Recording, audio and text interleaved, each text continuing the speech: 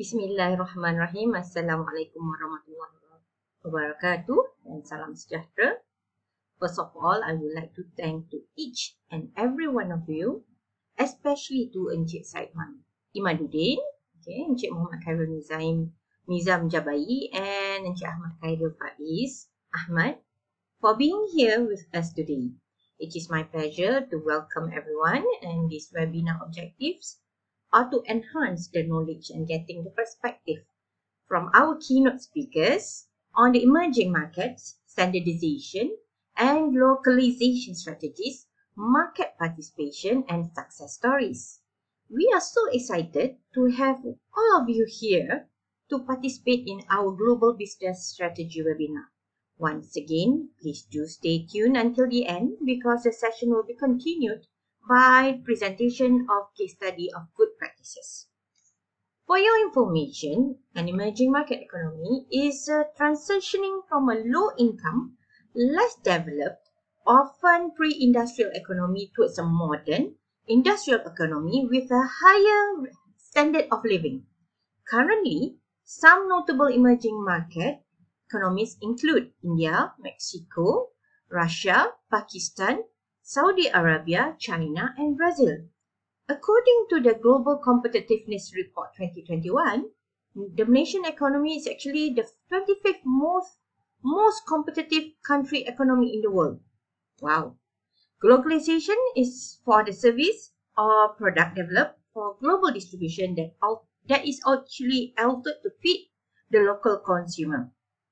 In globalization, a product that is marketed globally is tailored to adjust to the preferences of consumers and adapt to local customs and laws. Accordingly, the focus on balance and harmony are crucial in the company's local strategy approach and, of course, its localization business activities. Today, this webinar will discuss examples from the keynote speakers, and the speakers share their valuable insight and integration of business strategies in the current market. Without further ado, let me conclude by thanking in advance to all of you for your time and active participation. Indeed, each one of you are shaping an important dialogue and putting tools and offering other options for making a place that our local companies can use to strategize their global business. Thank you very much and all the best. Assalamualaikum and salam sejahtera. National event and private tours. He was the CEO of 𝗪𝗪𝗕𝗓 Ottomania from 2012 to 2018 before moving to the laundromat business in the 2019. He specialized in a business development and expansion in Turkey, building network and identifying opportunities in new emerging market or sector. Now, I would like to welcome Mr. Said Imaduddin to share on a global market participation, strategic role in a market expansion. So the floor is yours. Okay, I think maybe I can just present everything in Malay language rather than how to say English language. Okay, so I would like saya nak share sedikit lah perjalanan saya actually. Kejap ada presentation. So, kejap. Screen. Window. Alright. Boleh dapat ya presentation dia? Pergi ke Sri Lanka, Abu Dhabi, Iran dan seterusnya. So some table of content lah. So bagi saya untuk penetrate global market, macam mana saya boleh end up berada di Turki 10 tahun di sini, adalah awalnya bila keluar daripada UIA, saya terus pergi travel untuk mengetahui ataupun try to understand macam mana to get more information and experience about the world lah. So I would recommend all students jugalah untuk bila keluar graduate tu try to gain experience ataupun explore the world outside of Malaysia lah, kan. So boleh start dengan some travelling to other countries. Mungkin travel seorang diri ke atau travel dengan members, ataupun bukan sekadar untuk bercuti lah, travel to try to understand the local culture of people from other countries, how do they think, and so on. So these are some of the pictures when I first travel. So I went to, when I first arrived in Turkey it was in 2013 lah, kan. Pada Sorry, 2013. Encik Syed.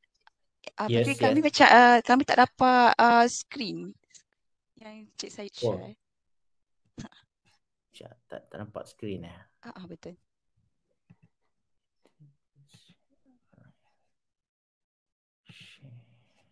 Kita mungkin share content. Ada satu Okay. screen. Okay, dah dapat dah.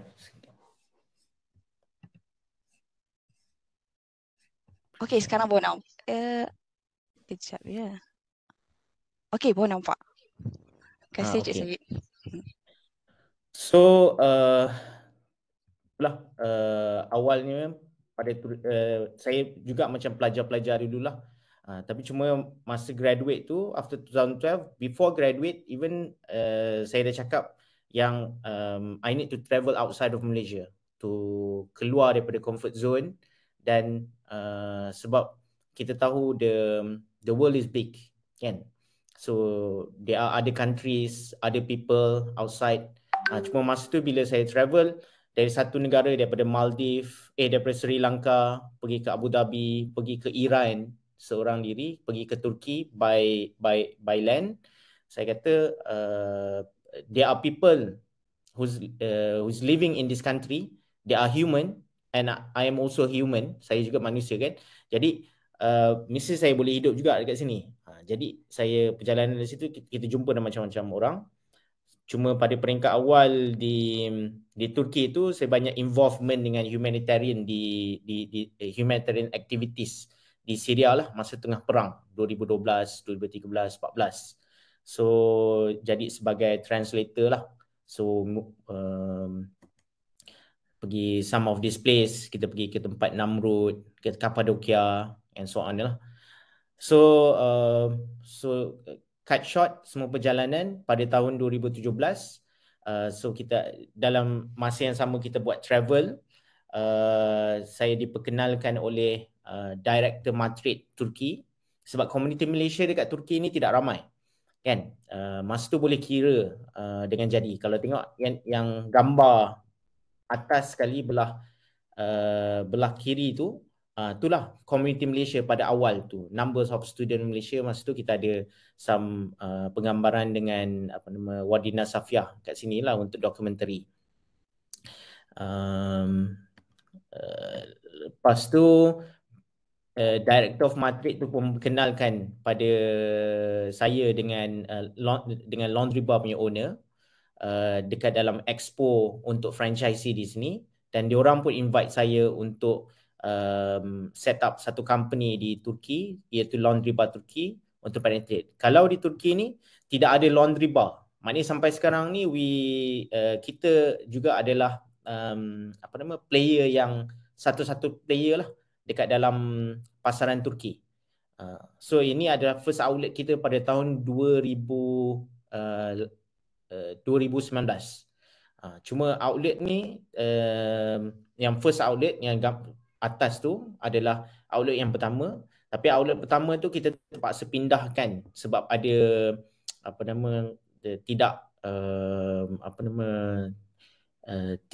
persefahaman dengan owner, sebab owner nak naikkan sewa 50% dalam masa setahun, kan. So kita tak setuju, jadi kita pindah kepada ke Chapa Syahram ini. So pada tahun 2019 bermula, lepas tu pandemik berlaku 2020. Kita terus bertahan dan survive. 2021 kita buka second outlet in Turkey di 𝗪𝗪𝗕𝗓, dan pada tahun 2022 kita buka di Taksim dekat dengan Istiqlal Street dan juga di Üsküdar. Dan seterusnya kita buka laundry yang ini juga di Taksim. Kemudian kita buka yang kelima di Kadıköy pula. Tapi sekarang kita dalam proses untuk lagi 4 laundry di dalam Fatih area ataupun di tengah-tengah Istanbul lah. So sekarang kita akan ada lebih kurang 9 laundromat lah. Cuma laundromat di Turki ni tidak ada orang lain yang buka, kita yang first. Yang menariknya itulah, jadi kita jadi pioneer untuk market di sini, kan? Dan juga kita bawa teknologi baru ke Turki. So yang menariknya bila kita bawa how to penetrate global market atau foreign market, yang saya nak sharekan hari ini adalah pengalaman-pengalaman saya bagaimana untuk kita bawa servis ataupun apa-apa perkhidmatan yang ada di Malaysia tu. Sebenarnya ada banyak potensi sebab kita di Malaysia ni kita ada banyak influence daripada Japan, kita ada banyak influence daripada China, daripada Southeast Asia, kan? Tapi negara-negara di Eropah, negara di tempat lain semua tidak banyak influence seperti mana kita. So kita ada accessibility kepada teknologi dan juga cheap machinery dan juga pelbagai benda di Southeast Asia yang kita boleh bawa ke luar negara. So banyak benda kita tak boleh expect apa benda yang ada di Malaysia ada di tempat lain. Macam sebenarnya self-service laundry di Malaysia tu dari segi franchisee system dia dengan free softener, detergent and so on, benda ni lagi advance daripada apa yang ada di Eropah. Di Eropah kalau pergi ke laundromat dia pun kebanyakan dia adalah personal ataupun individual laundromat, dia tak ada dalam bentuk franchisee. So buat masa ni company Malaysia yang medium size business yang bertapak di Turki tu tidak banyak. Company yang besar ada, contoh macam Khazanah yang dia own Acıbadem, hospital punya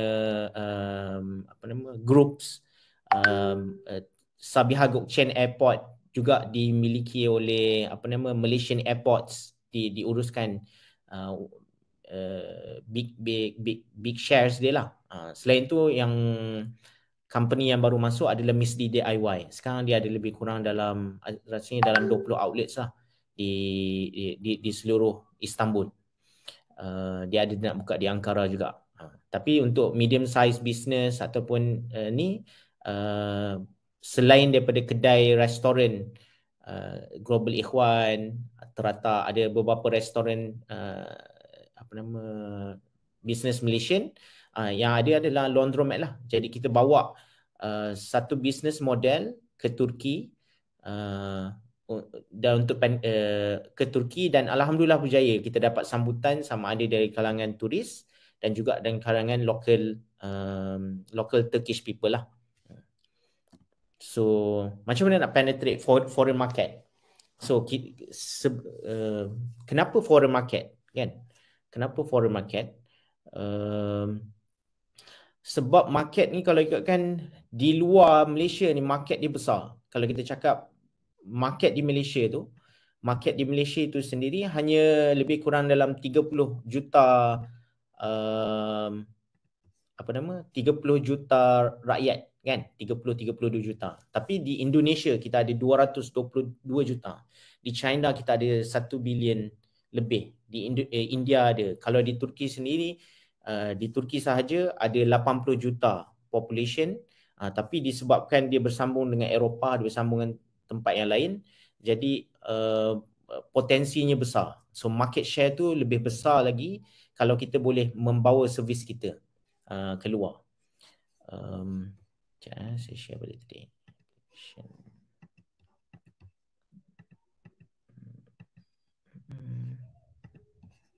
Okay, macam nak point banded foreign market berdasarkan pengalaman saya.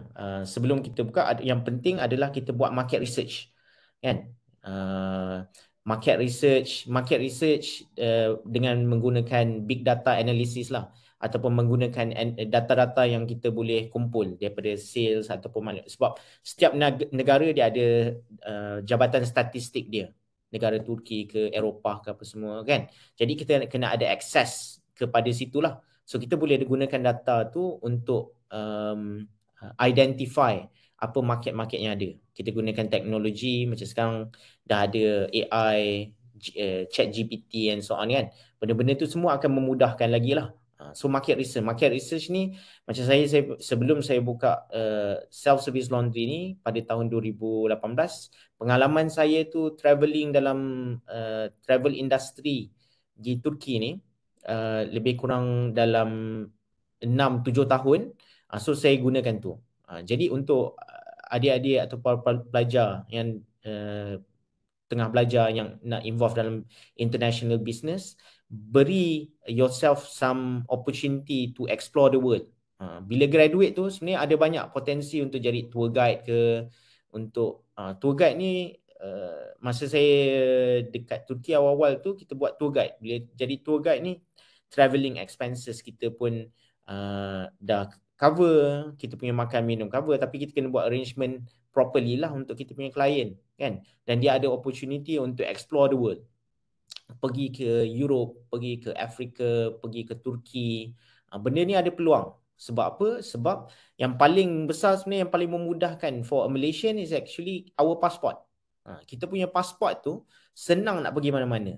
Benda ni tak banyak orang, negara dekat mana-mana dekat dunia tak banyak orang ada opportunity macam tu. Jadi siapa yang nak graduate tu nanti dapatkan pasport dan travel saja.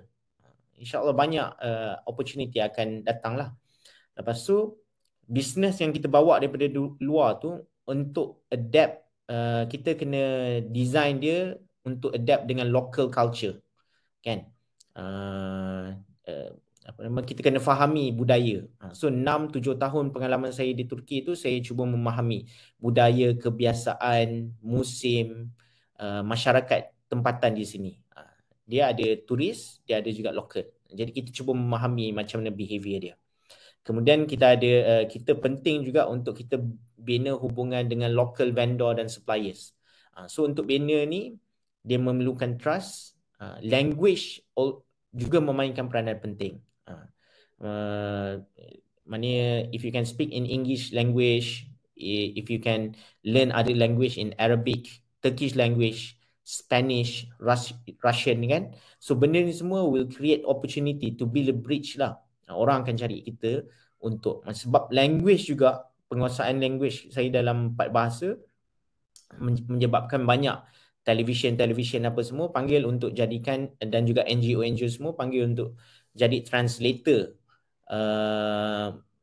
untuk humanitarian works dekat Syria, kan, pada peringkat awal tu. Jadi dia bagi kita banyak exposure. Dan kemudian kita kena cuba localize kita punya business model tu mengikut kebiasaan juga orang awam, kan.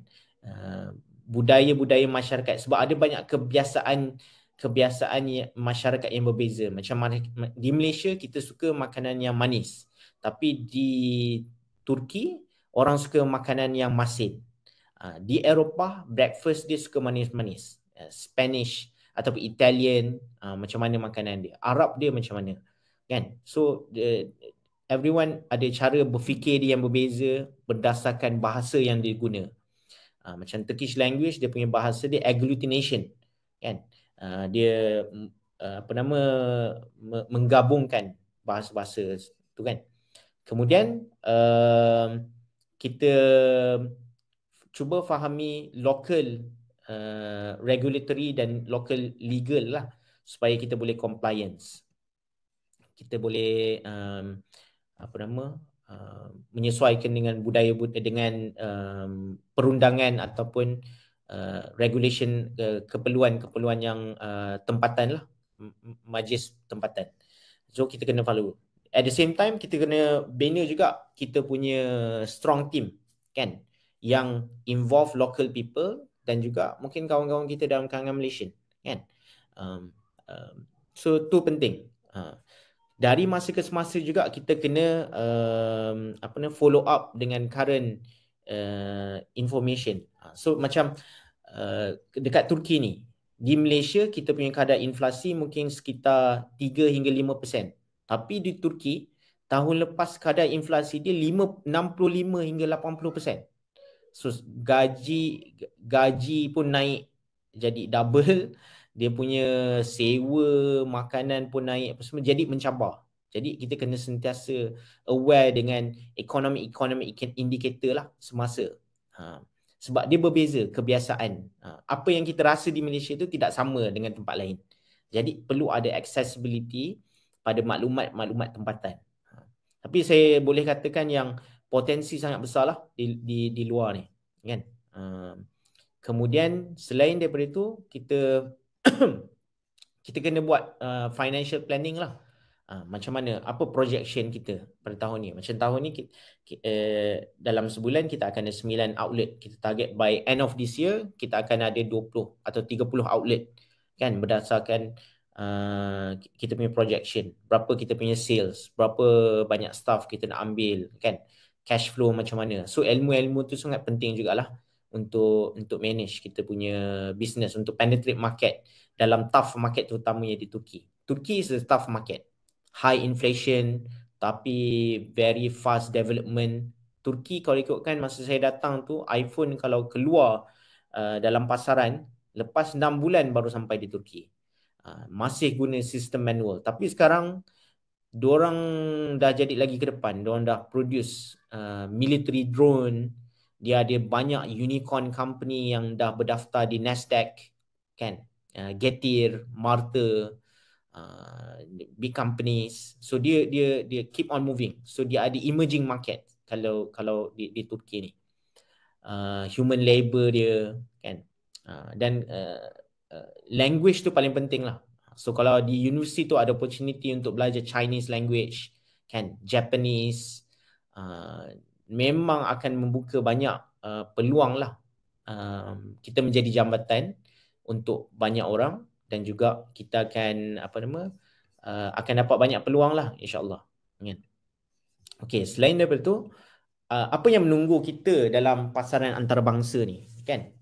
Macam saya beritahu sebelum ini,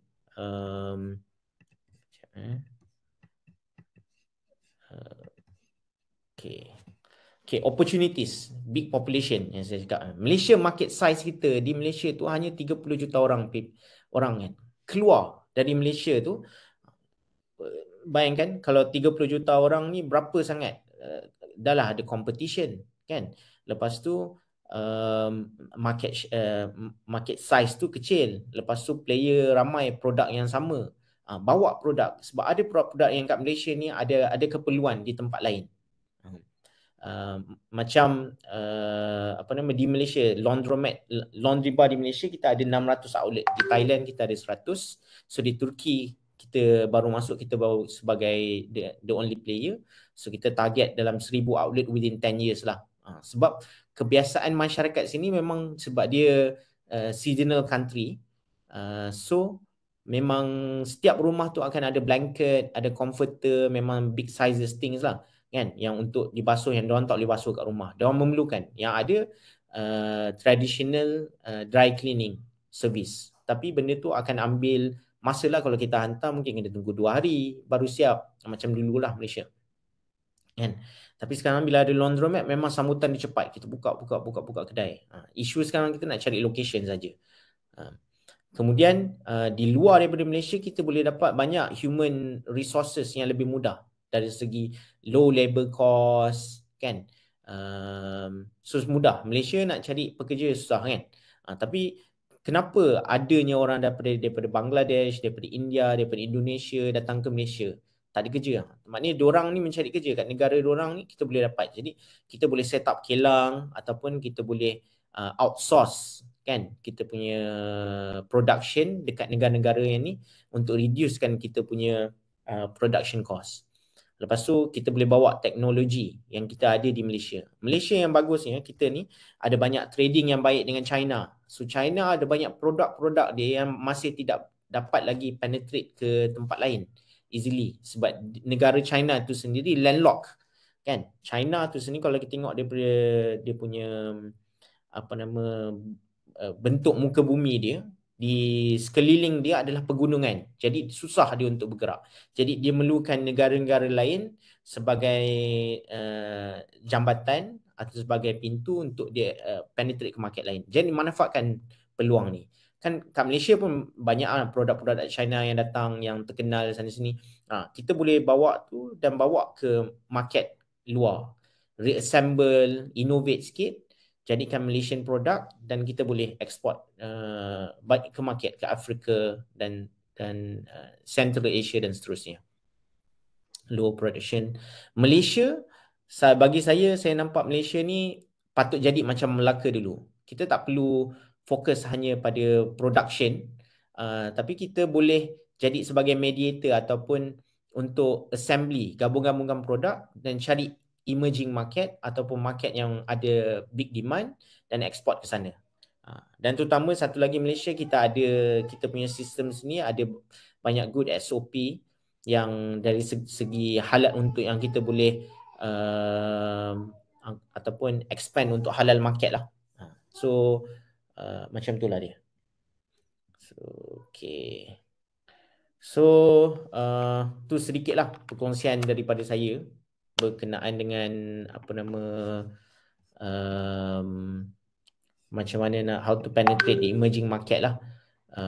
So saya rasa Malaysia have a lot of potential yang kita kemanfaatkan. Kita ada negara yang tidak ada gempa bumi, tidak ada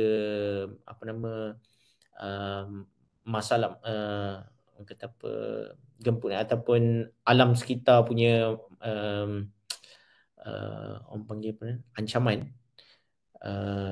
gempa bumi ataupun adalah mungkin banjir tu sedikit kan, tapi tidak seteruk negara-negara lain yang ada musim sejuknya kan, kadang-kadang gempa bumi, pelbagai benda yang lagi teruk lagi. So Malaysia tu negara yang penuh keberkatan lah bagi saya, banyak nikmat yang perlu dimanfaatkan. Cuma kita kena keluar dari comfort zone dan pursue emerging market.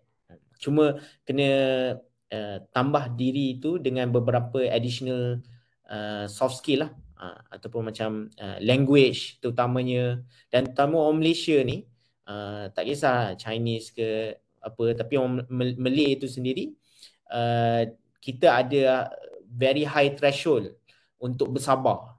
Maknanya orang maki hamun ke apa semua, kita relax, kita senyum je kan, pada orang lain mengamuk. So benda ni sangat important dalam negotiation skill ataupun dealing with people dari budaya yang berbeza. Macam orang Turki dengan orang Arab memang tak boleh masuk. Orang Turki bukan Arab kan, so memang dia tak boleh masuk. Tapi kita sebagai orang tengah boleh meredakan, boleh menguruskan. Orang Cina dengan orang Eropah ke apa semua, kita boleh jadi mediator lah kan, dari segi tu. Soft skill, language tu penting, belajar je language macam mana apa semua, dan insyaAllah peluang-peluang tu akan terbuka. Sebab dekat Malaysia kita hanya banyak expose dengan English ataupun US ataupun UK kan, dan juga mungkin Chinese language kan. Itu pun kalau kita betul-betul fokus kan. Tapi kita tak expose dengan news dan juga dunia daripada Afrika, tak banyak sangat. Kita hanya dengar sedikit saja. Kita tak dapat banyak sangat news dan information tentang daripada Scandinavian country ataupun daripada Russian kan, Russian Slavic speaking countries. Ni pun big market, Russia, Afrika. So bagi saya banyak peluang yang ada di luar sana, dan benda yang paling penting adalah bekalkan diri anda dengan soft skill yang perlu dan juga belajar budaya orang. Cuba fahami. Kalau pergi, sebab sekarang banyak orang travel sana sini kan, kalau pergi travel bukan sekadar bercuti, try to understand local culture. Kenapa orang buat macam ni? Kenapa orang buat macam ni? Why they do like, kenapa orang pakai macam ni? Kenapa orang bercakap bagian ni? Kenapa dia makan macam ni? Semua tu disebabkan budaya, kebiasaan dan environment dia kan. Dan benda tu kita boleh kita kadang-kadang kalau kita observe properly, kita we can identify the opportunity. So begitulah. Saya rasa saya berhenti di situlah kot. Mungkin. Oh, ada soalan ya? Ya. Bisa saya bacakan dulu soalan? Okay, first of all, terima kasih Cik Syed for the sharing. It's good to hear that we actually the pioneer on the 𝗪𝗓𝗕𝗓 in the Turkey, and also I wish all the best for your next 20 outlet. Alright, so basically ada dua soalan di sini. Soalan pertama adalah cabaran. Apakah cabaran paling besar masa Cik Syed untuk explore pasaran Turki? And soalan kedua adalah apakah business model yang Cik Syed gunakan masa initial startup untuk laundry bar Malaysia? Okay, soalan yang pertama tu, cabaran paling besar adalah salah satu, kalau di Turki ni ada beberapa cabaran besar dia lah. Cabaran masa nak mulakan tu adalah bila orang kata ada demand ke benda ni kan, ada sebab kita tak ada data, sebab tidak ada player lain. Turki, orang semua tanya, kalau cari dekat internet pun, dekat TripAdvisor apa semua, kata kenapa Turki tak ada laundromat, sedangkan Turki ni setiap tahun ada 40 to 45 million turis. Malaysia dalam 20-25 million, Turki ada double 40-45, tapi tidak ada. Memang sebab turis memang akan cari self-service laundry lah dekat mana-mana kan, terutama yang duduk hostel ataupun medium atau long term. So bila kita nak buka tu, itulah cabaran dia untuk kita convincekan orang untuk buka. Macam klien kita nak buka apa semua, kita nak convincekan benda tu kita boleh tahu bila kita duduk lama ataupun kita observe local behavior kan. Kita tahu dan kita tahu kenapa orang macam ni apa semua, dan ada opportunity, ada peluang lah, ada vacuum, ada space yang kita boleh masuk dan kita boleh solve masalah. Macam sekarang ni bila orang nak basuh benda yang bersaiz besar macam comforter, sebab kat sini seasonal country, so dia ada musim sejuk, dia 3 bulan saja dalam setahun ni yang panas, lagi 9 bulan sejuk. Jadi orang memang guna comforter lah untuk tidur apa semua. Jadi dia nak basuh kat rumah dah lah kecil, population tinggi, population high. Istanbul ni ada 30 million population. Istanbul macam satu Malaysia, Istanbul ni kan. So jadi dia nak basuh ataupun dia nak jemur susah, dia kena hantar kepada dry cleaning. Bila dia hantar dry cleaning, masalahnya bila dia hantar hari ni, dia tak boleh nak guna hari ni, dia kena tunggu 1 atau 2 hari. Kadang-kadang bila kita datang lepas 2 hari, dia kata benda tak siap lagi, datang lagi 2-3 hari selepas tu. So tu yang saya nampak lah, kita identify problem dan we bring the solution into the market lah. Kalau turis terutama yang datang ke Turki 10 hari, memang nak basuh baju, tapi nak pergi basuh baju memang harga mahal ataupun kena tunggu, orang tak ada masa. Sebab dalam masa saya dan tourism, kita tahu orang Malaysia memang datang sini 10 hari dan dia tak duduk satu tempat, dia akan naik bas, dia pusing seluruh suku daripada Turki. Cabaran yang kedua adalah ekonomi Turki ni yang sebab dia growing ekonomi, dia punya monetary policy tu, macam Erdogan tu, the presiden Turki ni, dia cuba nak push rendahkan interest rate. Diorang punya interest rate itu sangat tinggi, 20%, Malaysia 3-5% kan, naik sikit berapa persen orang dah bising kan. Sini 20%, 30% interest rate yang sangat tinggi lah. Jadi dia nak turunkan sebab dia kata dia against riba lah sistem ni. So benda tu bagi banyak kesan lah bila ditekan secara paksa. Dan dia nak kuatkan, antara contohnya dia nak kuatkan dia punya ekspor. Jadi dia lemahkan nilai mata wang dia, macam dia tak kisah nilai mata wang dia jatuh kan, sebab dia nak bila nilai mata wang tu rendah, mudah lagi untuk orang beli daripada luar, dan dia boleh tingkatkan lagi ekspor dia. Jadi benda tu menyebabkan mata wang jatuh ataupun inflation naik semua. Jadi kita kena follow dengan tu lah. Tu antara cabaran, sebab kalau kat Malaysia mungkin harga kita pertama kalau kita sewa rumah atau kedai mungkin 3-4 tahun sekali baru naik harga kan. Tapi kalau di Turki ni setiap tahun, 10 tahun saya duduk sini, setiap tahun minimum 10% akan naik harga sewa rumah. Jadi harga sewa rumah tu kalau awal saya datang mungkin 2,000 lira, tapi sekarang harga sewa rumah tu mungkin dah jadi 10,000 Turkish lira dah. Tapi mata wang lira pun jatuh kan. So kena faham lah macam mana nak manfaatkan pertukaran mata wang. So dari yang soalan yang kedua pula berkenaan dengan business model. Kita gunakan business model yang sama. Kita adalah master franchise ataupun subsidiary company kepada laundry bar di Malaysia lah. Jadi kita bawa business model daripada Malaysia dan kita apply dekat sini, tapi kita ubah sikit lah mengikut kesesuaian masyarakat sini, dan beri dia punya setting, dari dia punya kita tulisan dia ke apa semua kan. Jadi kita ada ubah sikit-sikit lah.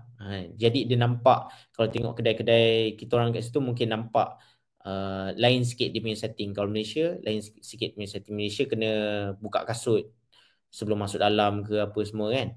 Sini tak perlu. Sini kena tutup, dia tak boleh terbuka sebab ada bulan yang akan ada musim, akan ada salji turun.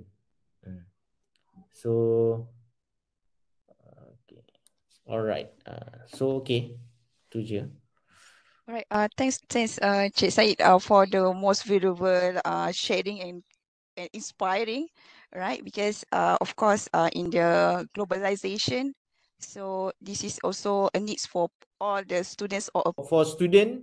Actually there are a lot of travel company outside, Malaysian travel company or Muslim based travel companies that based outside of in Europe, based in Turkey. They are looking for people to to handle their tour. So they will be supporting the travel fares, the ticket, flight, ground, even give ground exposure and also training. So you can go find all these companies kan, and the only thing that you need is actually the bravery to go outside of your comfort zone. Untuk keluar daripada comfort zone tu, keluar daripada ketiak mak ayah kan, jadi independent. Then you will have this opportunity lah to explore all around Europe kan, Balkan countries, Arab countries kan, Middle East, Central Asia. Ada opportunity. Orang Malaysia macam mana pun dia travel, kadang-kadang dia nak orang Malaysian ataupun young people guide them. Dia macam takut-takut. Banyak orang yang buat family kan takut, dia nak orang guide juga kan. So ada opportunity tu, manfaatkan tu sebagai stepping stone lah, until you understand the local market. Then you can bring any services or any technology kan yang kita ada di Malaysia untuk kita penetrate the local market lah. So ada. Terima kasih Cik Syed for the sharing. Of course, it is actually again inspired with all the insight related with the business penetration in the Turkey. Okay, maybe next we can move to the next speaker, which is Encik Ahmad Khairi Faiz. So basically he is a co-founder of Marketing Sendian Berhad. So allow me to share on his profile a bit. He actually from Kuala Kangsar, currently stay in Seremban. So he actually graduated from USIM in the Islamic Studies and Multimedia. He have 10 years experience in the business. Now, I would like to call upon Encik Ahmad Khairi to share on a topic related to social responsibility, success driven by pure attention. The floor is yours, Encik Ahmad. Thank you. Terima kasih Encik Moderator. Assalamualaikum warahmatullahi taala wabarakatuh. Bismillahirrahmanirrahim.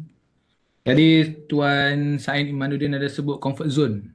Saya ni orang yang comfort zone. Saya tak pernah keluar negara. Untuk makluman tuan-tuan sekalian, saya tak pernah keluar negara. Saya comfort zone lah. Jadi saya nak minta nantilah kita PI Tuan Said Imanuddin untuk bagi saya tips sikit nak keluar daripada comfort zone travel. Okay. Saya daripada syarikat inilah Las Susu Kambing. Pernah dengar Las Susu Kambing tak? Saya bagikan link dekat ruangan chat ni lah. Boleh tengok dekat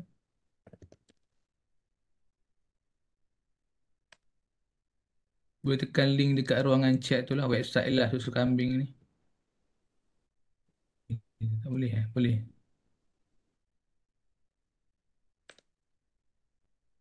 Okay, baik.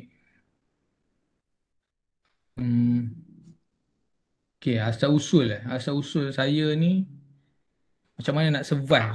Saya senang cerita, kita ni daripada grad kita lebih pada survival. Betul tak? Macam mana yang saya buat, saya rasa masih lagi relevan untuk semua orang, untuk survive dalam market sampai sekarang. Saya bermula bisnes tahun 2013. Lepas pada saya cakap bahasa Melayu je lah, saya prefer bahasa Melayu untuk selesa. Lepas pada grad tu, saya daripada Fakulti Quran Sunnah, tak ada basic dalam berniaga pun, tak ada, zero knowledge tentang bisnes. Dan apa yang saya buat, pertama-tamanya saya cari kelas-kelas yang berkaitan dengan bisnes. Mungkin semua dah familiar dengan Dr. Azizan kan.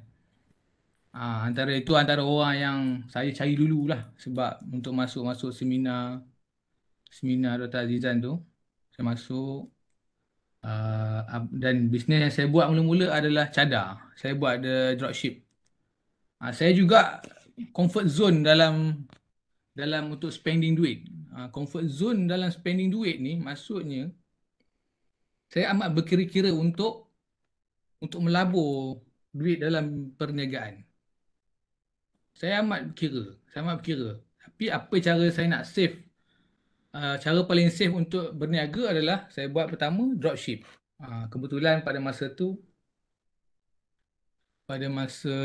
kawan saya dia ada borong barang daripada China. Cadar patchwork. Saya pun dalam masa memang kami punya expertise lepas pada belajar kelas apa semua tu, kelas bisnes, kelas marketing, kami memang menjurus kepada bahagian marketing lah, bukannya production. Okay, lepas tu dah lama kan kita orang buat marketing di Facebook, ada Facebook ad. Dulu memang seronok buat Facebook ad. Dia punya kita spend 10 ke 20 ringgit kita boleh dapat sale dalam 2-300 dulu. Sekarang tak dapat dah sebab sekarang market dah besar. Okey, macam mana bermula dengan Las Susu Kambing? Las Susu Kambing ni pada tahun 2000, kita start pada tahun 2015. 2015 awal tahun dia macam ni. 2014 wife saya ni mengandung. Dia mengandung dan pada masa yang sama dia selalu amalkan susu kambing dan kurma. Okey, dia amalkan susu kambing dan kurma. Dan pada masa tu juga bisnes dropship kami tu drop. Dan kami start carilah apa nak jual ni, kita nak jual apa ni, kita nak survive ni, macam tu. Kita nak cari makan ni. Lepas tu pada masa sama wife saya ni ada idea untuk pada masa sama dia selalu minum susu kurma dengan susu kambing dengan kurma. Dia selalu minum setiap pagi kan untuk orang mengandung. Jadi dia caranya leceh lah. Dia kena blend dia kena kupas kurma tu masukkan dalam susu. Dan ideanya datang dari situ. Why not kita cuba buat susu kambing campur kurma. Itulah last tu, start dari situ. Okay, pada masa yang sama business dropship tu drop, kita start dengan cari idea lah. Cari. Okay. Dah ada idea dah. Kita pun start lah cari kilang. Kilang kebetulan rezeki. Kilang tu berdekatan juga dengan kita orang punya rumah dekat Seremban juga. Kita pun tanya. Tapi bila tanya tokek kilang tu, dia bagi MOQ tinggi. Modal besar ni. Kita mana ada bajet ni kan. Modal besar, kita tak ada bajet. Lepas tu, dan kita orang datang dalam keadaan tak meyakinkan. Tapi kita orang ada expertise dalam bidang marketing media sosial masa tu. Tahun 2014, masa tu tak ramai lagi tahu pesaing-pesaing yang keluar. 2014 ni, even McDonald, Milo, company-company besar jarang pakai lagi media sosial. Dia orang pakai banyak media media tradisional lah, radio, TV. Dan macam mana kita orang boleh exploit, time tu lah kita orang gunakan sepenuhnya. Okay, lepas tu macam mana pula kita nak tahu yang yang tadi Tuan Said Imanuddin dia cakap selesaikan masalah. Itulah antaranya lah, sebab pagi wife saya nak bancur susu dengan kurma tu leceh. Dia ambil take time. Jadi kita nak menyelesaikan masalah dulu. Kita cari solution, why not kita cari kilang yang boleh providekan susu kambing dengan kurma. Campur sekali lah. Okey, lepas tu kita pergi kilang. Kilang tu kata, kat mana korang nak jual? Kat mana korang nak jual? Korang ada network ke? Korang ada network kedai ke? Korang supplier ke mana-mana? Kita orang cakap, kita orang tak ada. Kita orang tak ada. Dan kita orang pun takut lah masa tu dengan MOQ dia tinggi untuk buat bajet besar. Kebetulan pada masa sama kita orang ada belajar jugalah macam mana nak orang panggil market, test market. Macam mana nak test market? Macam mana nak tahu? Sebab pada tahun tu kita tahu semua orang minum susu kambing. Dan pada masa sama tahun tu tak ada orang pun yang campur-campur barang dalam susu. Semua orang nak cari susu kambing je untuk ibu mengandung ataupun untuk kanak-kanak yang kuning, betul tak? Dan kita tak tahu demand dekat susu kambing dengan kurma tu ada ke tak. Padahal kita tahu yang Nabi Muhammad SAW dia amalkan benda tu. Macam itulah kita orang punya strong point dekat situ. Apa yang kita buat balik rumah, dia cakap tak apa pakcik. Masa tu tokek kilang tu kita panggil pakcik. Tak apa pakcik, nanti kami test dulu. Once kita dah berjaya dan berjaya, ada produk dah berjaya dah ada proven yang ada demand susu dengan kurma tu. Dan pakcik tu masa tu dia memang tak yakin dengan kita orang. Dia memang tak yakin. Boleh ke korang nak jual ni susu kambing dengan kurma ni? Sebab yang ada demand susu kambing saja, bukan ada demand campur-campur ni, tak ada. Tahun tu lah, tahun 2014. Kita orang balik, apa yang kita orang buat pada masa tu, kita orang pergi dekat grup-grup Facebook kecil-kecil. Grup Facebook yang dekat area yang ada tulis kelab ibu hamil, kelab ibu mengandung. Kita orang buat kita orang tanyalah dalam Facebook tu. Kita orang tanya, nak tak ibu-ibu sekalian ataupun bakal-bakal ibu sekalian, saya bagi pack percuma susu dan kurma. Masa tu kita orang tak ada barang pun. Kita orang tak ada barang pun. Nak tak kami berhajat untuk bagi hadiah dekat ibu-ibu yang sedang hamil susu kambing kurma. Kami punya formulasi lah masa tu, kita cakap tulis panjang lah. Lepas tu pada masa sama kebetulan rezeki Allah ramai PM. Kita bukan satu grup je, banyak grup. Oh, maksudnya ada demand. Lepas tu kita orang pun dengan yakin pun pergilah jumpa kilang tu. Dia tunjuk. Ni pakcik. Kami ni nak modal besar ni tak ada, tapi kami kami boleh tunjuk yang ni demand orang nak. Kami tunjuk kita punya kajian lah, maksudnya kita tunjuk data yang kita ada. So kami kurma ni ada demand. Cumanya kami tak ada modal je, kami tak ada barang. Rezeki Allah, pakcik tu tolong kita orang, dia buat sikit. Kita orang pun post out dalam 100 sampel yang mana kita orang dapat data daripada Facebook tu masa tu. Post out, lepas tu customer dah rasa, ataupun kita bagi tester tu semua orang dah rasa, dan pada masa yang sama juga dia orang nak beli. Lepas pada dia orang rasa dah sampai kat rumah masa tu, dia orang nak beli. Sudah, macam mana ni kan. Pakcik kilang tu dia bagi kita orang ni je, sampel je dalam 100 pack je, sampel kecil. Lepas tu kita orang kelang kabut lah. Jadi kita orang willingly untuk invest lah dalam bisnes yang kita orang buat ni, iaitu susu kambing kurma. Pada masa tu lah, susu kambing dan kurma. Sekarang susu lah dah banyak dia punya SKU dia, ada berkurang dalam 6 ke 7 SKU. Ada susu kambing asli, susu kambing kurma, coklat, strawberry, kopi. Itu antara SKU last lah. Lepas tu nak jadikan cerita, kita orang kena buat kotak, kita orang kena cari foil. Kita orang ni susu kambing serbuk tau, bukan yang powder tu. Kita orang yang powder, bukan yang liquid. Jadi buat. Dan dapat sambutan. Kita orang ada FB ad, kita orang antara memang pure pakai marketing dekat Facebook lah masa tu. Buat sampai bulan pertama, seingat saya modal lebih kurang dalam 20k tak silap pada masa tu. Modal nak buat susu tu. Tak tercampur dengan marketing, kos marketing tak campur. Sale pada bulan pertama, tak silap saya, seingat saya tahun 2015 bulan Januari, lebih kurang 8,000. Alhamdulillah sambutan itu kita orang pun terkejut lah, sebab dia bukannya bulan pertama kita orang start tu, dia start dengan 8k, lepas tu dia double up.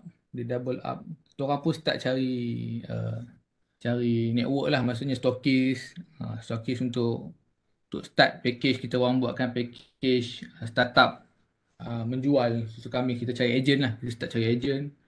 Dan tak sampai ke bulan Ogos, tak silap, bulan Ogos sale kita orang.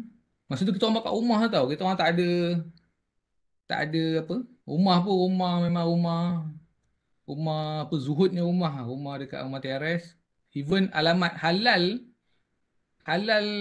Malaysia tu pun kat kotak, alamat kat rumah, orang datang cari, ini betul ke, ini bukannya kilang, ini bukannya warehouse ni, ini dekat rumah pun memang zuhud lah, berkayu-kayu apa semua kan. Orang pun terkejut, betul ke kat sini? Betul lah kat sini, cuma kilang kat lain, kita sini lah warehouse.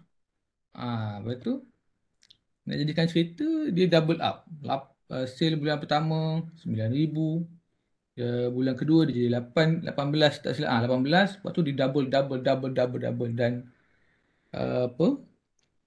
sampailah bulan Julai dia touch ke 1 million. Orang panggil sejuta sale yang pertama. Sejuta sale lah, bukan sejuta untuk bersih, sejuta sale.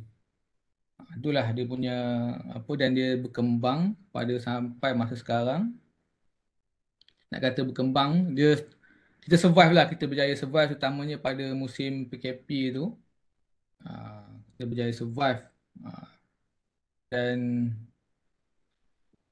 itu je lah antara macam mana yang boleh saya kongsikan tentang nak test market nak test market untuk siapa yang berminat untuk menjual. Sekarang ni lagi lah ada berbagai-bagai platform. Kita ada apa? Kita ada yang baru ni TikTok live. Kita ada pada kita orang start dulu ada ni je. Ada Facebook je. Lepas tu tak lama kemudian ada Instagram. Lepas tu tak lama kemudian ada apa lagi? Instagram, Twitter, yang baru ni ialah TikTok lah. Dan bila kita terlalu bergantung pada Facebook, dia jadi bahaya lah. Jadi kita kena cepat catch up dengan tools marketing yang keluar. Sekarang ni yang paling latest adalah TikTok lah, TikTok live lah. Jadi kita orang pun start lah untuk bersaing dalam, tapi dah susah lah berbanding dengan pada masa yang dulu. Maksudnya kita jual apa je senang. Nak jual apa senang. Sekarang ni cuma strateginya untuk play safe dalam berniaga ni, untuk play safe tak keluar modal tinggi apa semua adalah dropship ataupun tadi saya cakap tadi test market. Test market ni kat mana platform dia? Itulah tadi dekat grup-grup kecil, dekat Facebook ada, dekat grup-grup forum-forum. Kita nak cari data. Tadi kalau macam Tuan Sain cakap tadi apa? AI. Saya tak pernah cuba GPT. Mungkin tapi kita boleh cari apa nak test market tu lah. Kalau kita nak try kita punya produk tu ada demand ke tak, apa benda yang kita nak jual ataupun servis. Saya rasa dekat tu je lah. Boleh ikut? Okay, terima kasih Encik Ahmad. Memang fokusan yang sangat menarik. Kita sebab dia start daripada scratch and then sampailah Encik Ahmad ada sekarang. Okay, soalan right. Di masa sekarang ni, adakah ada persaingan dan untuk domestik punya market, especially untuk supply susu kambing kurma ni? And then soalan kedua ialah mungkin Cik Ahmad ada tak mungkin long vision untuk penetrate mungkin dekat Asia Tenggara punya market ke? Okey, baik. Soalan pertama tadi berkaitan dengan persaingan. Masa kita orang keluar tu, persaingan lah susu kambing ni, saingannya adalah antaranya adalah susu Wildan. Tapi dia susu asli. Tahun 2016, 2017, 2018 ramai keluarkan susu kambing. Ramai, banyak. Tapi pada masa yang sama kita rasa insecure. Tapi bila kita dah lama dalam bisnes, kita rasa macam panggil apa? Matang lah. Matang maksudnya kita tak terlampau takut dengan persaingan. Atau kita tahu kita punya akar kat mana, kita punya kekuatan dekat mana. Bagi saya persaingan dia baik tau. Baik. Persaingan baik, bukan persaingan yang menjatuhkan orang tu tak. Persaingan baik tu maksudnya apa? Persaing-persaing bila kita ada susu lain ada, kita ada demand tau. Kita ada pada tahun 2016, masa tu saya mula tu, saya buat billboard. Saya buat billboard kat highway, lebih kurang banyak muncul. Jadi automatic brand awareness untuk tentang kepentingan minum susu kambing ni tinggi. Jadi orang tinggal nak choose je. Bila kita sold dalam market ni, kita contoh satu je brand yang kita ada, satu brand yang ada, kita tak kuat. Kita tak ada modal, kita tak ada modal kewangan, kita tak ada nak mewujudkan brand awareness macam Milo, KFC yang already memang dah power, kita nak bersaing dengan market susu yang ada, susu Nestle apa semua dah ready, kita tak ada. Tapi bila ada persaingan susu kambing, maksudnya contoh Nestle dia provide 10 juta dekat Malaysia apa whatever, dia start.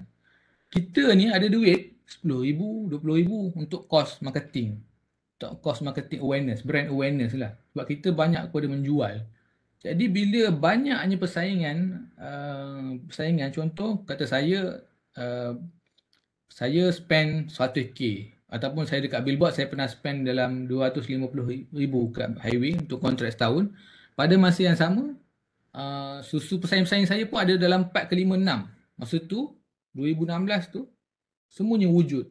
Semuanya spend billboard dia kurang 300k, 400k dekat billboard. Wujudlah persaingan sihat. Jadi bila dekat highway tu banyaknya billboard, dia jadi wujudnya kesedaran tentang minum susu kambing. Jadi orang nak tinggal nak tinggal pilih je. Pilih je. Sekarang ni bila dah tak ada dah, jadi kita orang nak sekarang ni dah tak ada. Persaingan dah kurang. Ada tapi dalam media sosial untuk brand awareness dah kurang tentang susu kambing ni. Sebab macam itulah tak wujud syarikat-syarikat susu kambing yang orang panggil apa? Yang bertahan solid lah dalam market. Ada masalah, ada kompetitor tu lah, kena ada. Tu saya cakap tadi, kebaikan kompetitor. Yang kedua soalan siapa tadi Macam untuk ada tak macam perancangan untuk jangka masa panjang, mungkin boleh penetrate bahagian Asia Tenggara ke? Oh, ada. Cumanya saya tak ada kepakaran dalam bidang-bidang keluar. Betul saya cakap tadi, saya tak ada experience. Mungkin boleh kita PNTP ke, Tuan Said ke. Saya tak ada kepakaran untuk explore. Sebab kita orang ni memang pure business dalam Malaysia. Belum ada. Ada pernah cuba pergi test buka booth dekat Indon. Baru ni Brunei. Dia macam itulah. Dia bila bak makanan dia jadi leceh sikit. Dia jadi powder waktu kan, susu tu dia jadi saya tak terlibat lah dengan agensi-agensi kerajaan. Belum lagi. InsyaAllah akan datang ada lah. Okay. Alright. Terima kasih Encik Ahmad atas perkongsian berkenaan dengan sedikit berkenaan dengan pengalaman dan juga experience dan pentingnya penggunaan digitalization untuk membantu juga marketing dan juga of course daripada kita start daripada asas dan seterusnya daripada brand yang dah ada sekarang. Alright, next we will move to the next speaker, our third speaker for today. So we move to China. Anyway, alright. So which is Mr. 𝗪𝗧𝗕𝗓𝗕𝗦𝗓. He is actually a Asian Advisor China Association for the promotion of development financing. So currently he is a executive chairman of AMZ Global Ventures in Denver Heights. He has been actively involved in the business in the area concerning investment and development for the last 15 years. He also sits on the board of several companies and also deal with businesses related to the China Mini State-Owned Enterprise or SOE. And in 2017, he was appointed as a Asia Region Advisor for China Association for the promotion of development financing secretariat, a China national secretariat organization under China State Council. So through his vast array of social, political, and business network, he able to capitalize on the growing needs to push forward creative and innovative in today's consumer and societal savvy economy. So without further ado, let's welcome Mr. 𝗪𝗪𝗕𝗓𝗔𝗟 to deliver a topic of a direct global business strategy, standardization strategy. The floor is yours. Okay, thank you very much, Ms. Moderator. Good afternoon. Good afternoon, Dr. Tahira and Tuan Said, Mr. 𝗪𝗪𝗕𝗓𝗓𝗕𝗓, and all the viewers. Thank you very much for inviting me to speak today. Really appreciate it. And I think whereas all the two speakers speak specifically on their areas of businesses and their own experiences, today I will give you a little bit of talk on my own experiences and a bit of understanding, the overview of the work. direct global strategy refers to the approach that a company takes when conducting business on a global scale. Basically, the idea is since the late 80s to the beginning of 90s, you see that the whole world has started converging and working together. Now, more importantly, what happens in one area or one country in a different continent can affect other places in the world.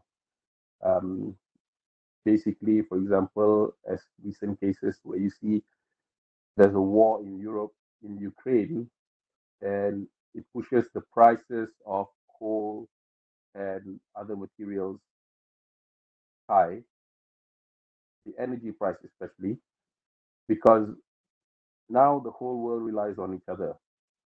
So when you talk about the global strategy, you have to understand how everything is interrelated and everything is connected. And when you talk about emerging markets, if you look at Europe or the Northern America countries, we consider these as mature markets, whereas businesses have been thriving, expanding since the late 1800s to the beginning of 19th. And now, most of the emerging markets, I can say, are from continents, countries, and places within the Southern Hemisphere. So we talk about South America as what they call this as the emerging markets. We talk about Africa continents, Southeast Asia, and Middle East. So companies that want to expand globally often see these markets as attractive due to their growing consumer base and increasing purchasing power. So these are a good place for companies to expand, for them to go into new markets and to take advantage of the growing consumers and the spending powers. When we talk about standardization strategy, it involves developing and implementing consistent processes, systems, and products across all of the company's global operations. For example, when we talk about McDonald's, the way you make a burger in a McDonald's in Malaysia and the way you make a burger in a McDonald's in the UK practically the same. So standardization is good because it lowers the cost and you are able to control the quality and your brand when it comes to doing things. So a direct global strategy that incorporates both the emerging markets and standardization is a comprehensive approach that takes into account the unique challenges and opportunities of each market. You need to ensure the consistency across all your operations. This strategy aims to balance the need for the local customization, the benefits of standardization. So I'll give you a short overview of a good emerging markets and standardization, specifically for ASEAN. Because to me, this is, I mean, we are in Malaysia after all. And as per Tuan Syed mentioned, you know, Malacca once upon a time, we were the center, you know, of trade. And to be honest, I can say that we still are. And it is something that for us is very lucky because we should learn how things are done. We have the opportunities because the way I see it is that things come to you when you are in certain places, and Malaysia is the same. So people will come to you, and it's a good thing for you to learn, to take advantage of this opportunity, for you to learn, and then as for what Tuan Syed mentioned, go out and explore. Having the basics is good. Having the basics is important. So when you have the basics, you will have no issues when you want to explore outside because you know what needs to be done.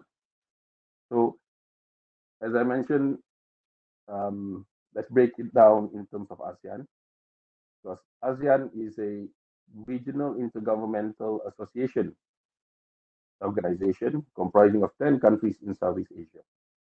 So you're talking about Malaysia, Singapore, Indonesia, Brunei, Philippines, Thailand. So for companies that operate in ASEAN, standardization is important in order to achieve consistency across operations. And you can reduce costs, you can also improve your efficiency. And at the same time, it is important to recognize the unique cultural and economic differences across these various countries. This is important because you need to balance your standardization with localization so that you can effectively serve the local consumers and your business partners. Direct global business strategy for ASEAN should take into account the opportunities presented by the emerging markets in ASEAN. To be honest, in my view, most countries in ASEAN are emerging market countries. I mean, to me, I would exclude probably Singapore, but other than that, you have Philippines as emerging markets, Indonesia, Thailand. So ASEAN have over 660 million people altogether. So it's a huge market, and it's a huge emerging market for companies who want to take advantage of this. Basically, the significance of emerging markets, urbanization, and consumer spending. For companies, I mean, consumer spendings are very important if you want to go into a market.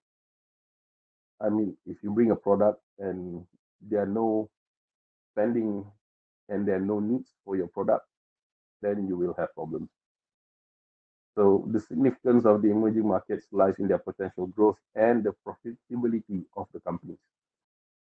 With a growing consumer base and increasing purchasing power, it offers new sources of revenue and also growth for the companies in various industries. And it doesn't matter whether it's consumer goods, technology, finance, emerging markets brings a whole new level and a whole new opportunities for you to be able to make your profits and grow your company. And in some cases, emerging markets actually will outperform your sales or your revenue in the other market countries. So there are unique challenges when it comes to emerging markets because you have to understand, for example, in ASEAN, there are differences in cultures, regulations, law, and customs. Every country in ASEAN carries different unique customs and laws and also regulations. So companies have to understand and they have to be able to track the differences for them, what they call this, in order to survive, first and foremost, and expand. When you go into an emerging market, the main idea and it is for you to go in and understand the market. When you go in, you have to understand that you need to survive first, and then you can expand and work on your growth. Now, as for what I mentioned just now, when you talk about the market trends and the opportunities for emerging market, for example, the growing consumer base and your infrastructure developments, the technological advancements, these are probably areas where it is just about to be developed. So when things are about to be developed, these are good opportunities for you to come in. These are good opportunities for you to be able to expand your companies and to make what they call this, your brand, one of the first pioneers, as per what 𝗪𝗪𝗕𝗓𝗓 mentioned when he brought laundry bar to Turkey. So they are the pioneers. So being pioneer carries unique challenges, but it also carries great opportunities. So having said that, you need to understand what kind of government support, market diversities that you have, because coming into areas where you don't understand the customs, where you don't understand the law, you need to first understand what kind of government support that you can get. Like Malaysia, we have 𝗕𝗓𝗕𝗓𝗕, we have 𝗪𝗡𝗕𝗕𝗓𝗓. So as a foreign companies who wants to come into the Malaysian market, it's very good for you to understand the ways and things in Malaysia. And getting in touch with 𝗪𝗡𝗕𝗕𝗓𝗓 is actually a very, very good idea. Once you are in, you also need to get your information in terms of your market diversity. Because in ASEAN, for example, you have varying cultures, economic and regulatory environments that you have to overcome. So you need to understand. And as someone who has intention to expand, you need to understand that problems will come. So you need to be able to overcome the problem. And there's a great saying that you don't ask for less problems, you ask for more skills. And coming into market like ASEAN, it's a very good idea for you to have more skills and not less problems, because this helps to develop your company, yourself, and everybody around you. So several trends and opportunities that we can see in emerging markets in ASEAN. For example, digital transformation.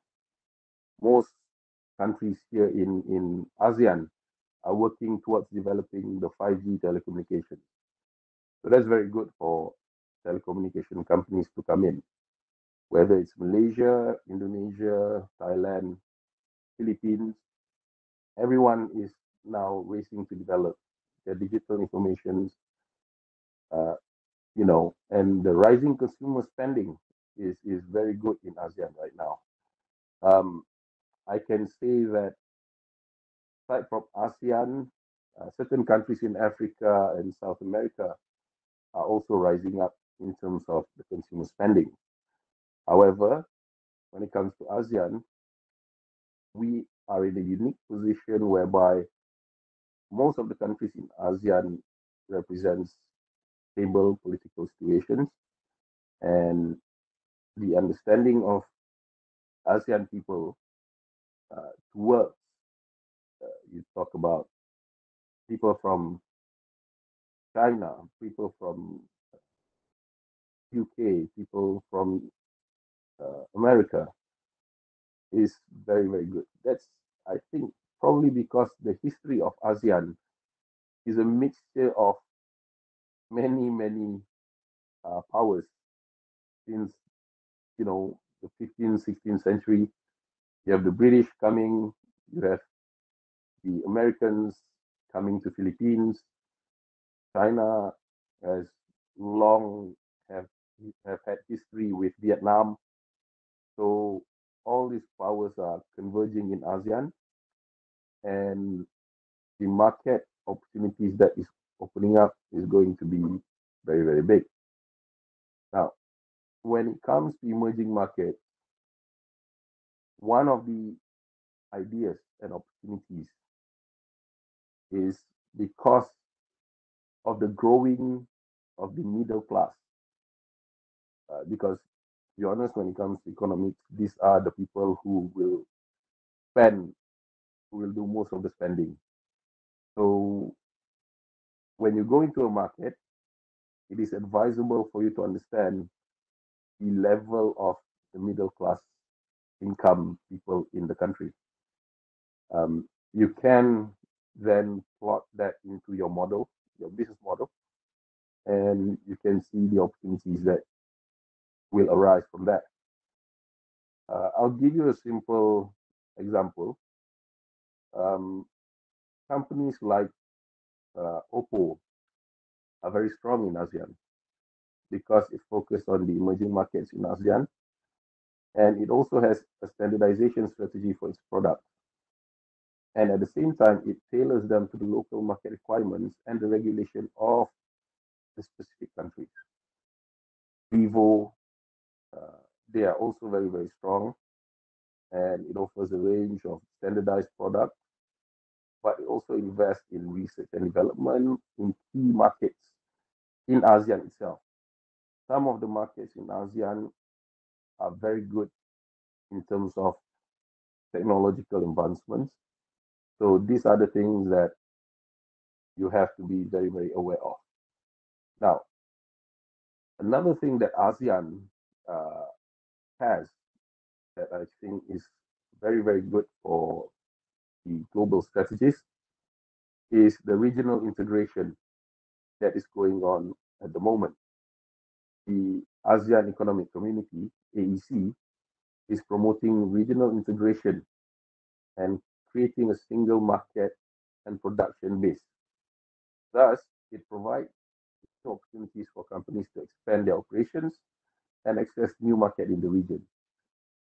When the whole ASEAN community are integrated and created a single market, it can be what EU is today. EU actually started with 3 countries, France, Italy, and Germany.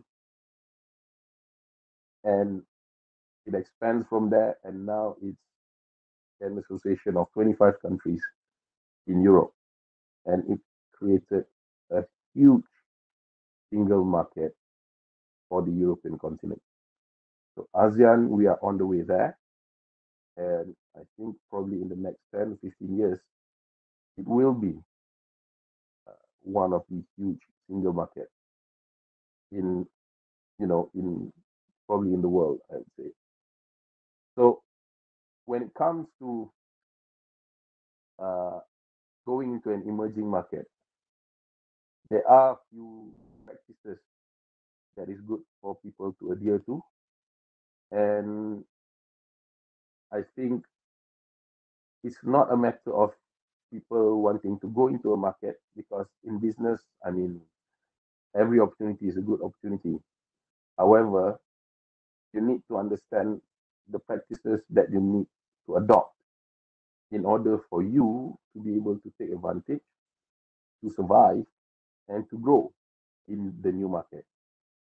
So number one, as for probably, again, quote one side, you have to do your research, and it has to be a very thorough research.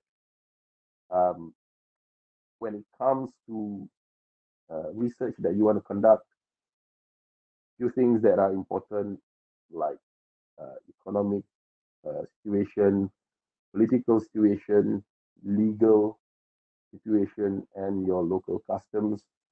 These are important.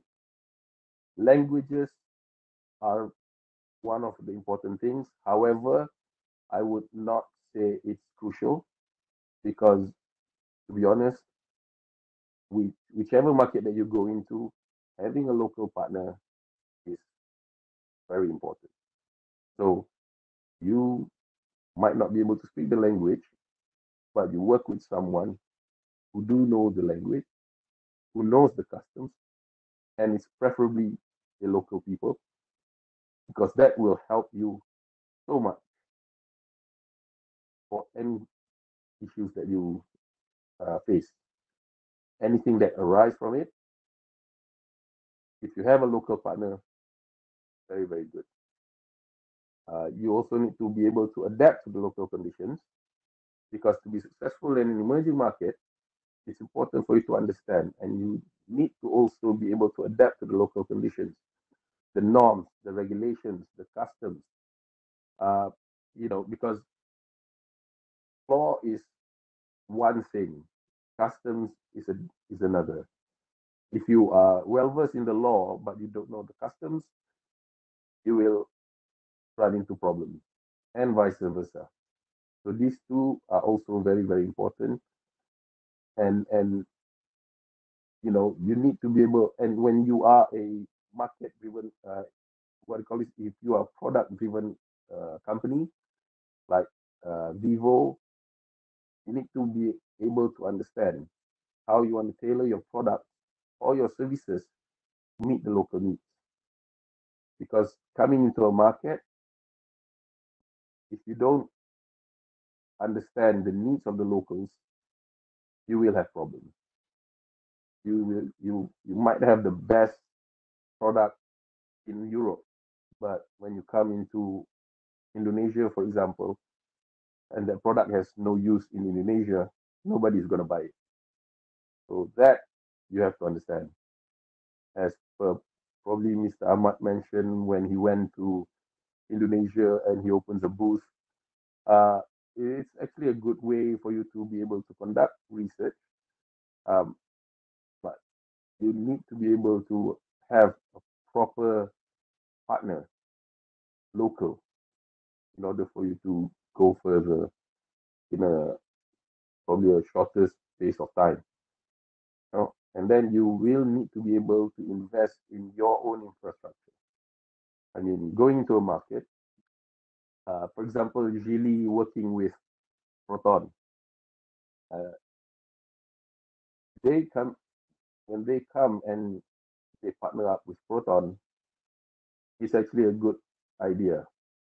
And they do invest in Proton infrastructure, but they cut short in terms of having to do their own market research because they are riding on Proton.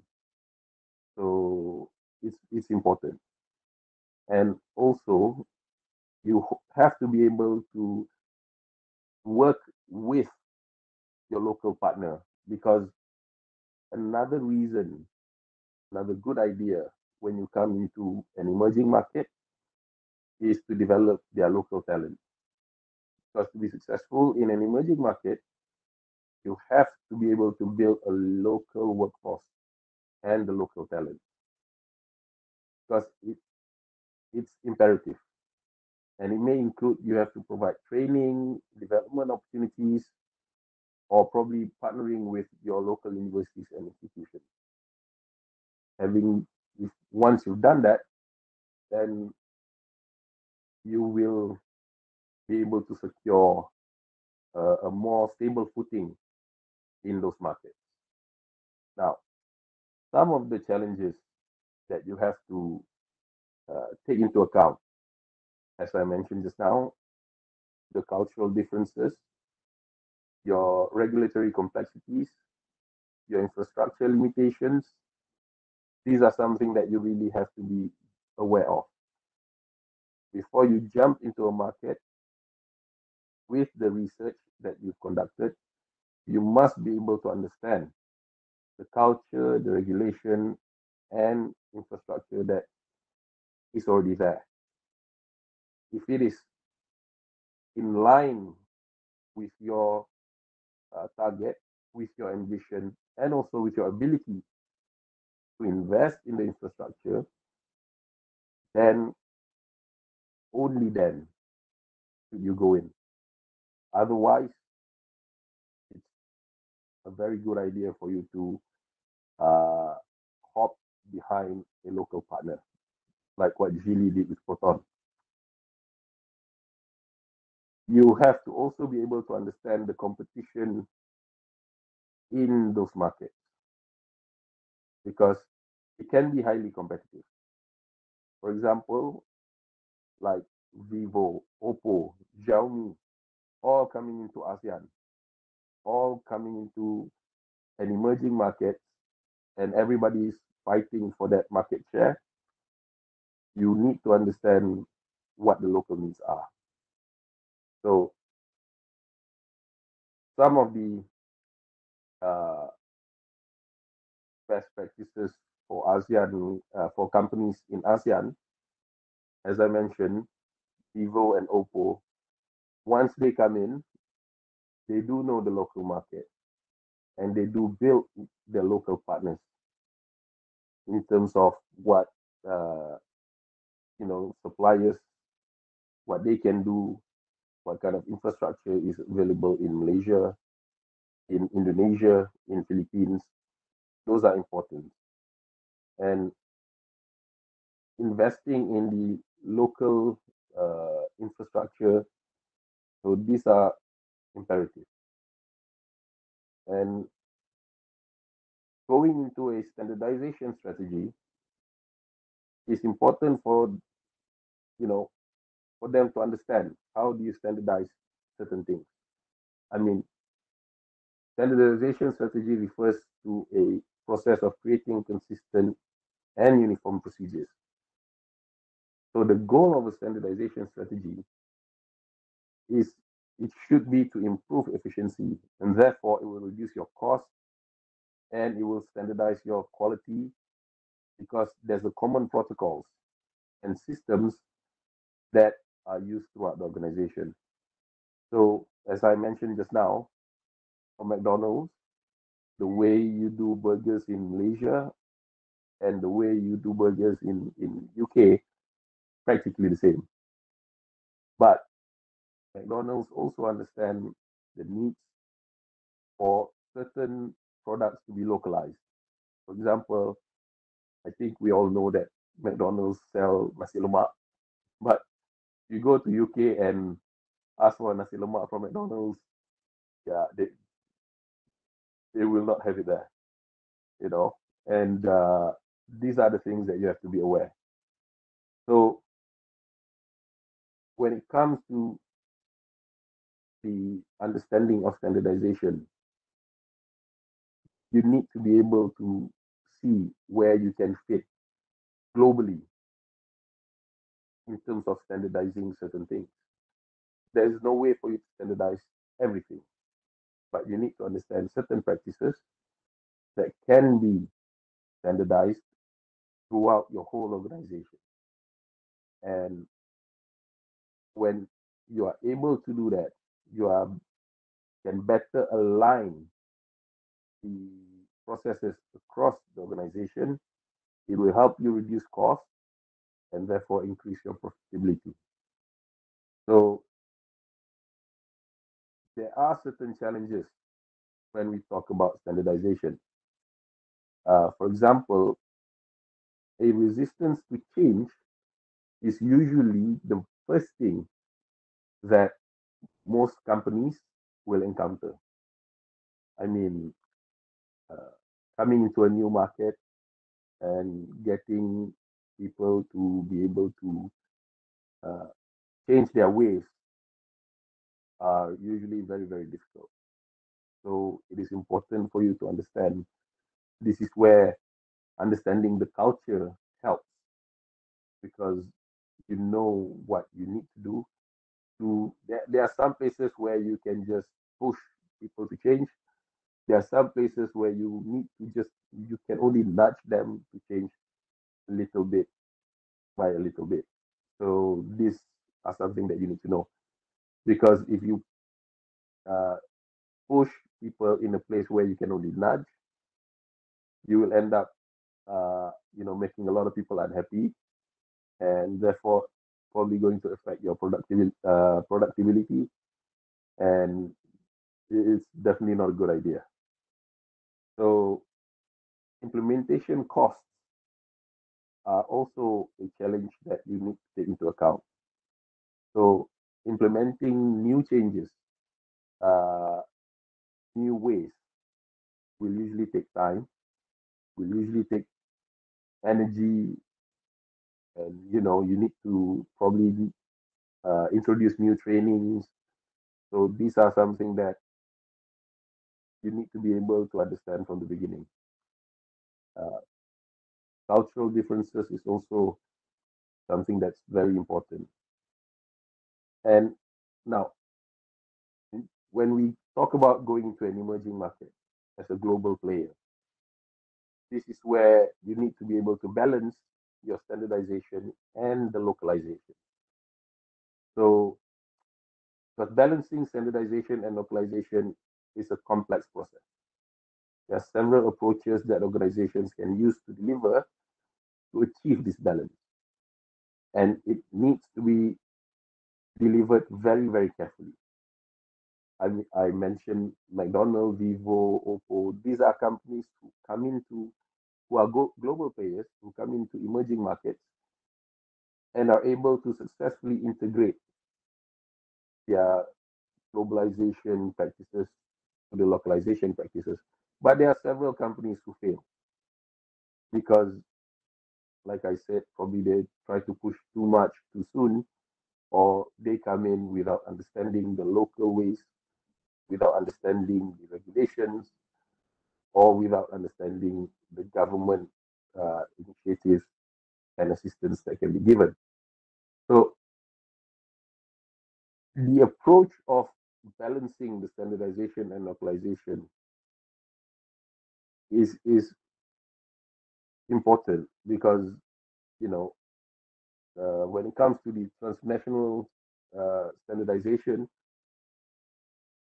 especially, is important because you are standardizing the core processes of your company, of the product, of your services across multiple locations, multiple countries, multiple areas. For example, trying to standardize how things are done in Malaysia and Philippines and Indonesia can be very, very complex, even though we are neighbors, even though, there are some of our languages that are the same. We can say that Malays and Bahasa Indonesia are similar, but similar doesn't mean same. So you need to be careful when you talk about going into this kind of emerging markets. And when you standardization, it is also important for you to understand how do you break your regions into the market. So there are a few ways that can be done. So you need to be very, very aware.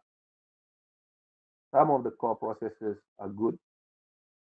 Some of it you need to be able to be more flexible when it comes to dealing with local market as a global player. These are important for you to be able to come into a market and survive and grow. So coming into the integration, if you don't assess the markets properly, you will have problems.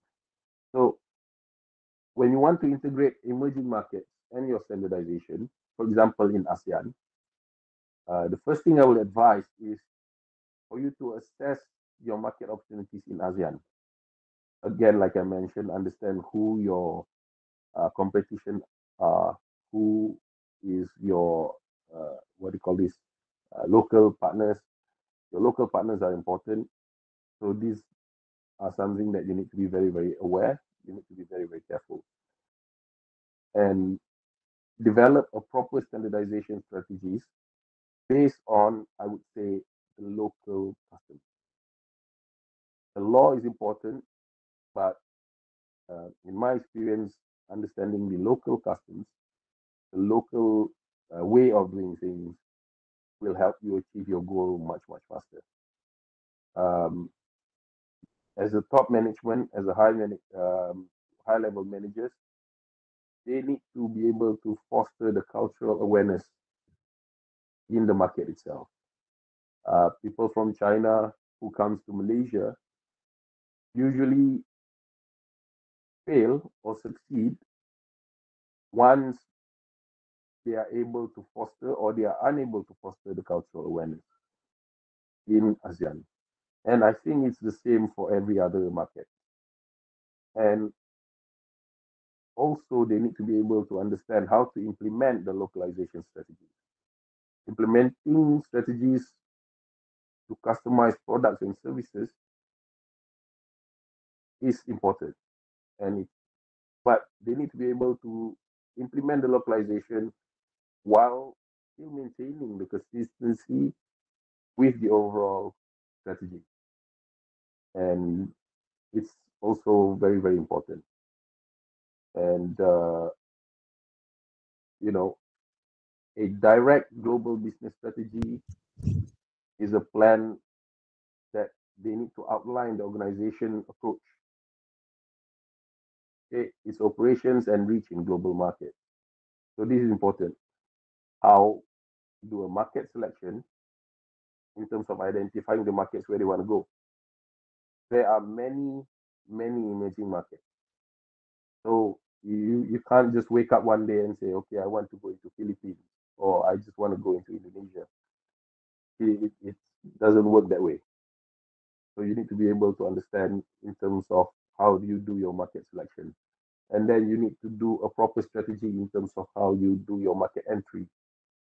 And as a global brand, if you fail in an emerging market, it might have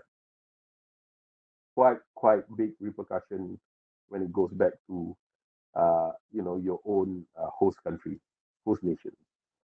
So your organizational structure and your resource allocation, these are also very, very important.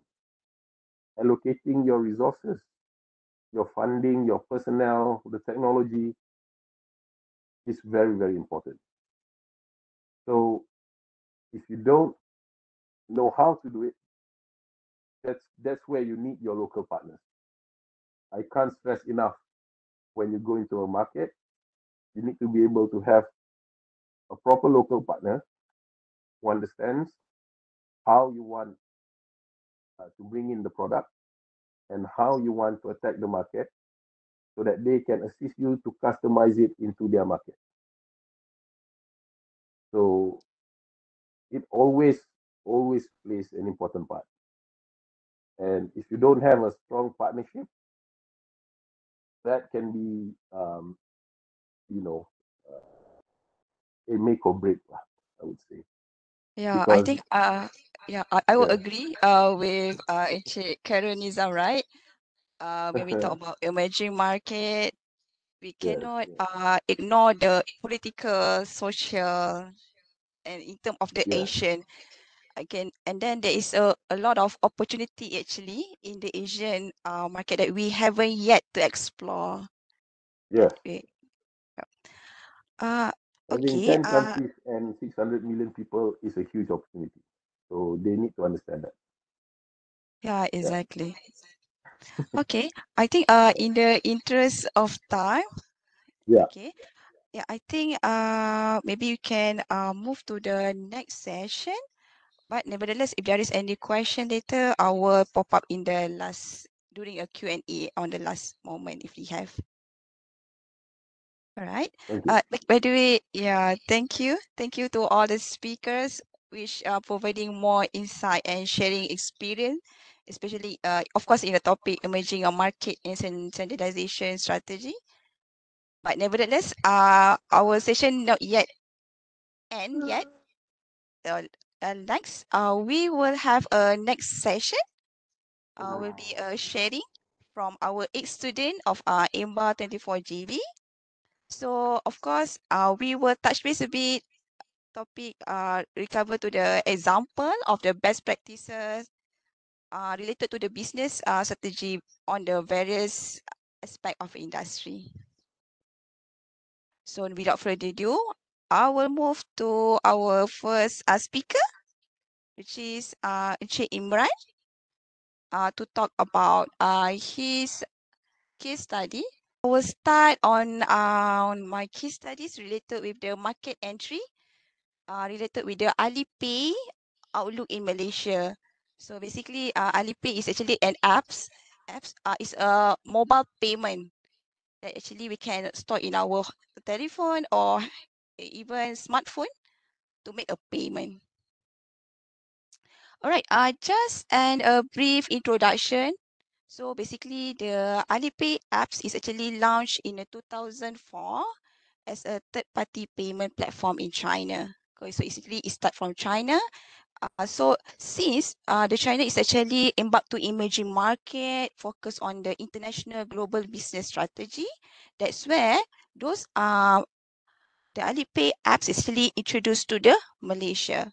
So basically, these Ali apps actually provide a consumer service related with the account transfer, payment, repayment, and also small amount of loan, and also kind of a digital money management. Okay, so let's move to the Alipay in Malaysia. So basically, it's actually established in 2015. Of course, it's actually a Chinese-based Alipay mobile payment. And this is actually a first foreign mobile payment company in Malaysia, right? Of course, since we talk about the globalization, and of the leading forces actually due to the Chinese tourists that will come in Malaysia, right? Which is we have kind of a good marketing to actually to cascade down or to showcase the Malaysia in the world. So this is also a good opportunity for the Chinese outbound tourists actually to come to Malaysia. All right, just to walk through some of the a bit numbers, all right, a statistic on the top market for the tourist arrival in Malaysia. So of course, we have more from Singapore, Indonesia, and also followed by China. With these three largest sources, the combined share, all right, of a tourist itself is around 64.8% of a total arrival. This is a good indicator, especially for the tourism aspect in Malaysia, right? So, again, what happened to after COVID, right? Even Malaysia, our tourism also focusing to focus around 5 million tourists actually to come to Malaysia since the border is already open and there were no such a tedious restriction as compared to the previously, right? So that's why if you know that, especially in China, they actually have a specific apps that they can only access, and whereas for others apps they're not able to access. For example, like they can only have kind of a Alipay payment, WeChat, KakaoTalk, or even Taobao, right? But other than that, they're not able to have that kind of a luxury in terms of the search engine, right? That's why when they expanded to the Malaysia, this is also kind of a advantage or again opportunity to use to focus more on the digitalization when we talk about on the mobile payment platform. Next, again on the commercialization of the Alipay. So here actually focusing on the own subsidiaries, which is actually a parent company by Alipay with the 100% ownership of subsidiaries, which is give the advantage or kind of a opportunity in a Malaysia market. And not only that, also the strategic alliance between Bank Negara and also the agreement, right, between the three companies to combine their value chain activities for the competitive advantage. In this case, our main bank, right? In Malaysia, it's actually Maybank, Public Bank, and CIMB. So from this, it's actually to ease the tourists from China to at least go to Malaysia to shopping and buy some of the souvenirs and so on. This is also leads to generate more economic growth in Malaysia. Okay, we touched base a bit on a pastel analysis related with the politics, social, legal, economy, technology, and also environment. So in terms of politics, of course, due to the trade relationship, right? We are within Malaysia and also China is also expand the opportunity and also market there. And together with the acquisition and a partnership, so it actually allow more investor to come, and so that Malaysia can be one of the good country or platform to start a business. Okay. Whereas instead for the social, we know that there is a growth in the IT savvy, right? With all the smartphone, right? And then during the COVID, where people not able to go out, and then we focus more on the online, even to buy food or other necessities, right?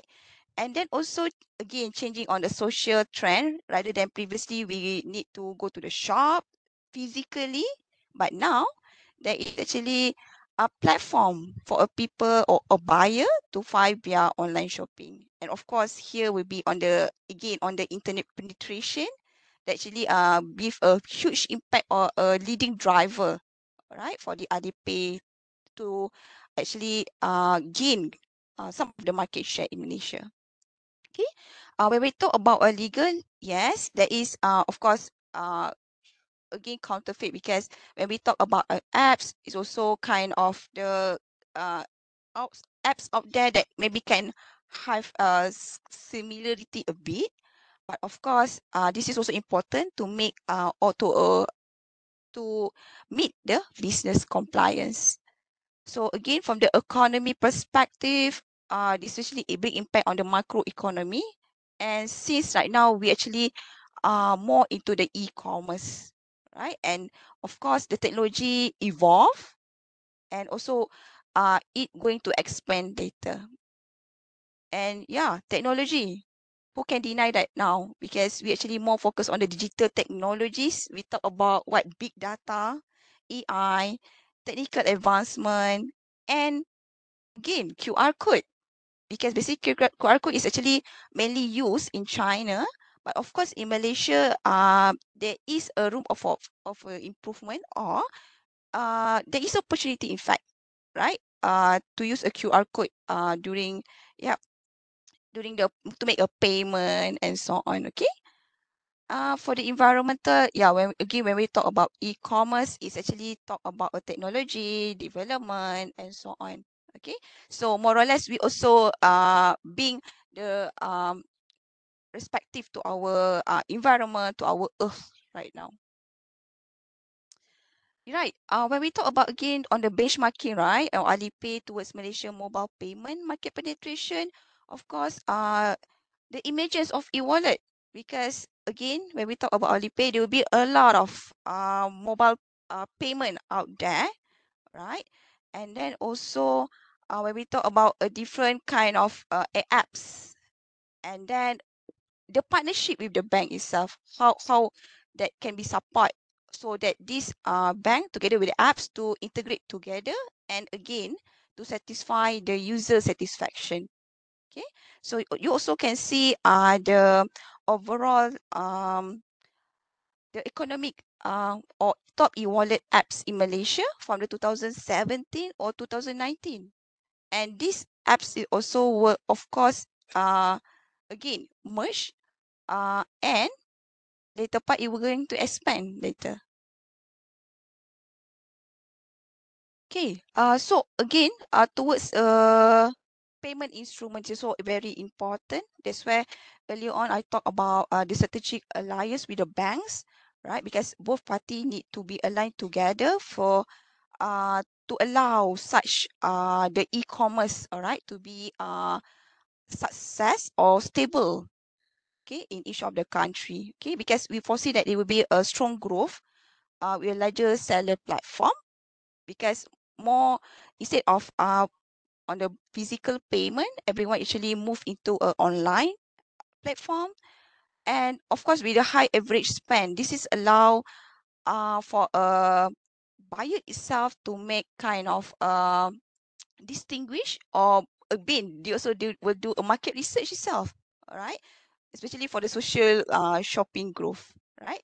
And again, with the Bank Negara support also, this is actually can generate more spending rather than save, so that it can actually to help all the small entrepreneur in Malaysia, and then in fact to expand the market in the world. Okay, right, I think that's all for me on the sharing related with Alipay. So I will move to the next speaker, which is Mr. Imran. Yeah, the floor is yours. Bismillahirrahmanirrahim.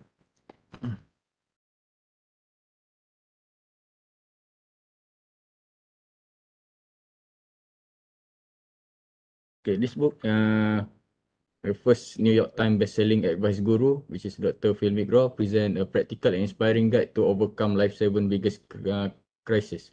Sooner or later, every adult faced with potentially devastating situation dealing with the stress and traumatic event, whether it's the loss of the loved one or the sudden illness, required skill and insight very different to those used manage day-to-day turbulence, and no others is as equipped as Dr. Phil to guide reader in navigating their most terrifying moment.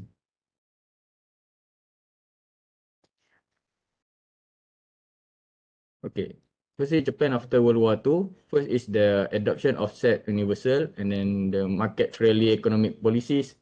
The third one is which resulted more accumulation and better resource allocation. The fourth one is cited as the main cause of the rapid expansion, and the report said work-oriented nation. Okay, the history of the Bridgestone, founded by Sojiro Ishibashi in 1931. From the beginning, he held international aspiration for his business and the name company Bridgestone. The surname Ishibashi literally means stone bridge. Reversing the order produced a name that founder hoped would feel more familiar to everyone. That is the global expansion of Bridgestone.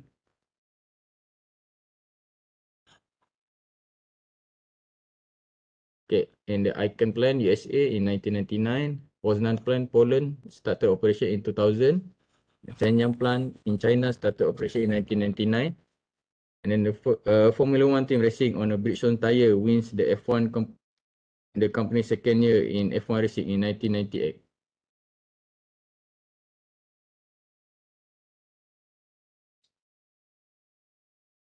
The company's successful integration effort with the Firestone led to strong profit in 92, and then the establishment of the new European headquarters in Bridgestone in America in Nashville to enhance company brand awareness to build Firestone and motorsport in 1995. Bridgestone re-entered and Firestone into Indianapolis 500 race to IndyCar racing. And then new production facility were also established in Thailand, India, Poland, and China, the United States, and the other countries. And then the company continued to expand its business globally. In 2000, the chemical and the industrial product technical center was built inside the Yokohama plant to serve the technology and innovation hub for the company growth diversified product business. Okay, this is the SWOT analysis. For the Bridgestone, first is the strength, is the international presence, innovative and quality product, global digital transformation, financial position, good return and capital expenditure, customer requirement focused on OEM. Next is unique design, strong brand equity, digital partnership, and motorsport. For the opportunities, growth in the India, increasing demand for replacement tires, increasing vehicle sales, sustainable development, innovation strategy, and growth in electric vehicle industry.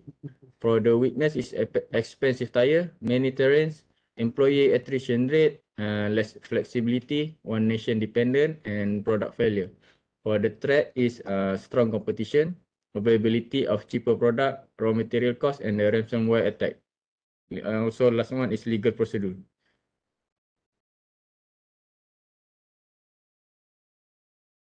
Okay, aftermath.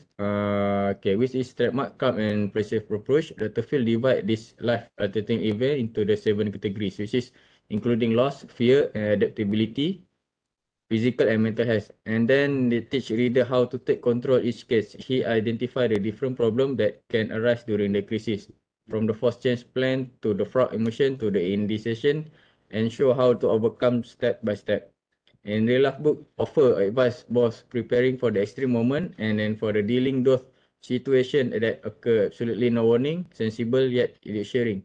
It's filled with lesson, anecdote, and the thoughtful advice that will make difference between coping and conquering problem, even life for every worst day. Alright. Thank you. Thank you, Imran, for the sharing related to the Bridgestone emerging market. Right. Next, we will move to the third speaker, which is Kevin on the Coca-Cola. Very good evening to everyone here. Thank you for still staying with us, and I hope all of you can stay until the end of the webinar. So my topic will be, my name is Kevin Galaman, and my topic will be localization of in local industry Coca-Cola in Malaysia. So the reason I choose Coca-Cola because it's one of my favorite beverage drink since I was kid until now. So the other reason is because I choose Coca-Cola because it well known and stick in everyone in this world mind lah. So we easily recognize the taste even compared to other beverage drink. I think like Pepsi, and that's why I choose Coca-Cola for my presentation and my sharing. So this is the content that I will share. And then to the introduction, Coca-Cola is one of the most recognizable and iconic brand in the world, and its success as a global company is a result of its effective strategy for international expansions and localization. Success of Coca-Cola as a global company is a result of its effective strategy for international expansion and localization. So the other thing is investigate the primary contributor to cola, continue cola success as a brand in Malaysia, as well as the way in which the company has localized its operation there. So this is the background. The previous, the first Coca-Cola brand, the look that you can see from the left side. So in 1886, Dr. John Pemberton of Atlanta, Georgia, was the first person to market Coca-Cola to the public. And then in earlier 1900, the company first expanded its operation to Cuba and Mexico before moving on to other countries in the regions. And at that time, it has developed into one of the beverages that is consumed the most all over the world and is now sold in over 200 countries, include our country, Malaysia. Okay, the reason why I'm choosing Coca-Cola, studying for the localization of Coca-Cola in Malaysia industry. Actually, it's vital to study the localization of Coca-Cola in the Malaysian market, since doing so help to understand the cultural, economic, and the political element that impact the success of the product in that particular market. This information may then be put to use in the development of successful marketing strategy and the modification of the product so that it's better satisfied and the requirement and the preference of customer in Malaysia, and analyze the effort that Coca-Cola made to localize its brand in Malaysia might also give helpful information to other businesses who are considering entering market that are comparable to Malaysia. And then the benefit of Coca-Cola in Malaysia industry, it's helping our economic growth by the local supplier. It give a strong commitment to sourcing material locally wherever it's possible.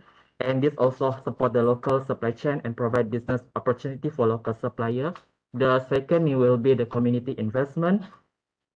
Company invest in local initiative that aim to improve education, sustainability, and health. For example, the company may support programs that provide access to clean water, promote environmental conservation, and improve education outcome.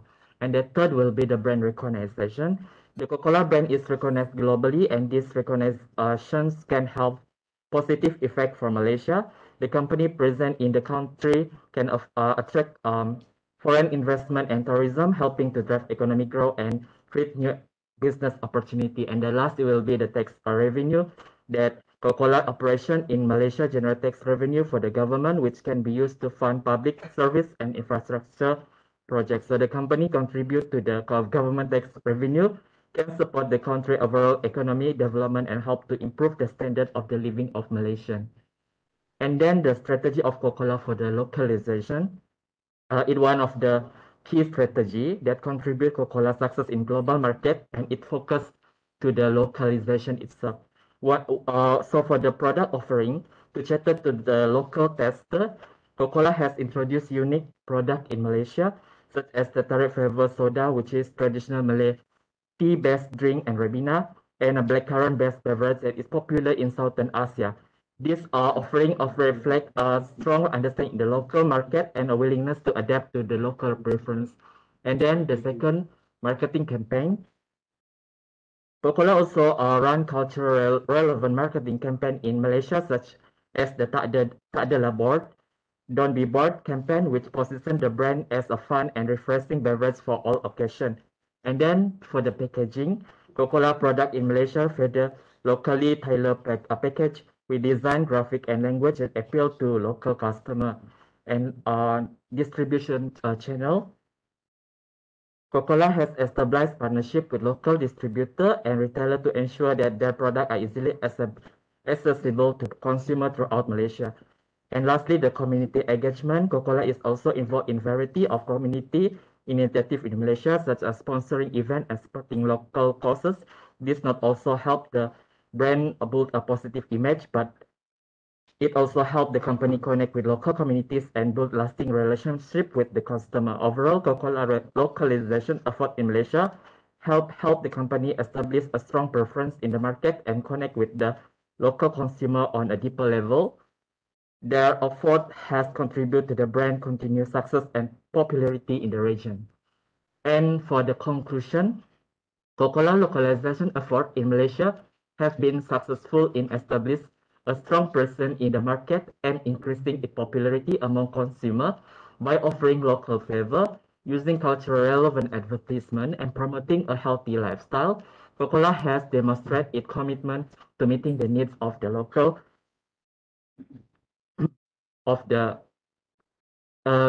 market. So more of the story, just be like a Coca-Cola, keep your branding consistent, make a big impression, and big global meaning that come out from your comfort zone. Thank you. Thank you again, Mr. Kevin, for the sharing on the topic related to Coca-Cola. So next, let's move to the next speaker, which is 𝗨𝗪𝗕𝗓𝗕𝗦𝗓. So she will talk about the trust in the leadership for the Tata Group. So the floor is yours. Assalamualaikum warahmatullahi wabarakatuh. Today I want to share about Tata Group, a leadership with trust.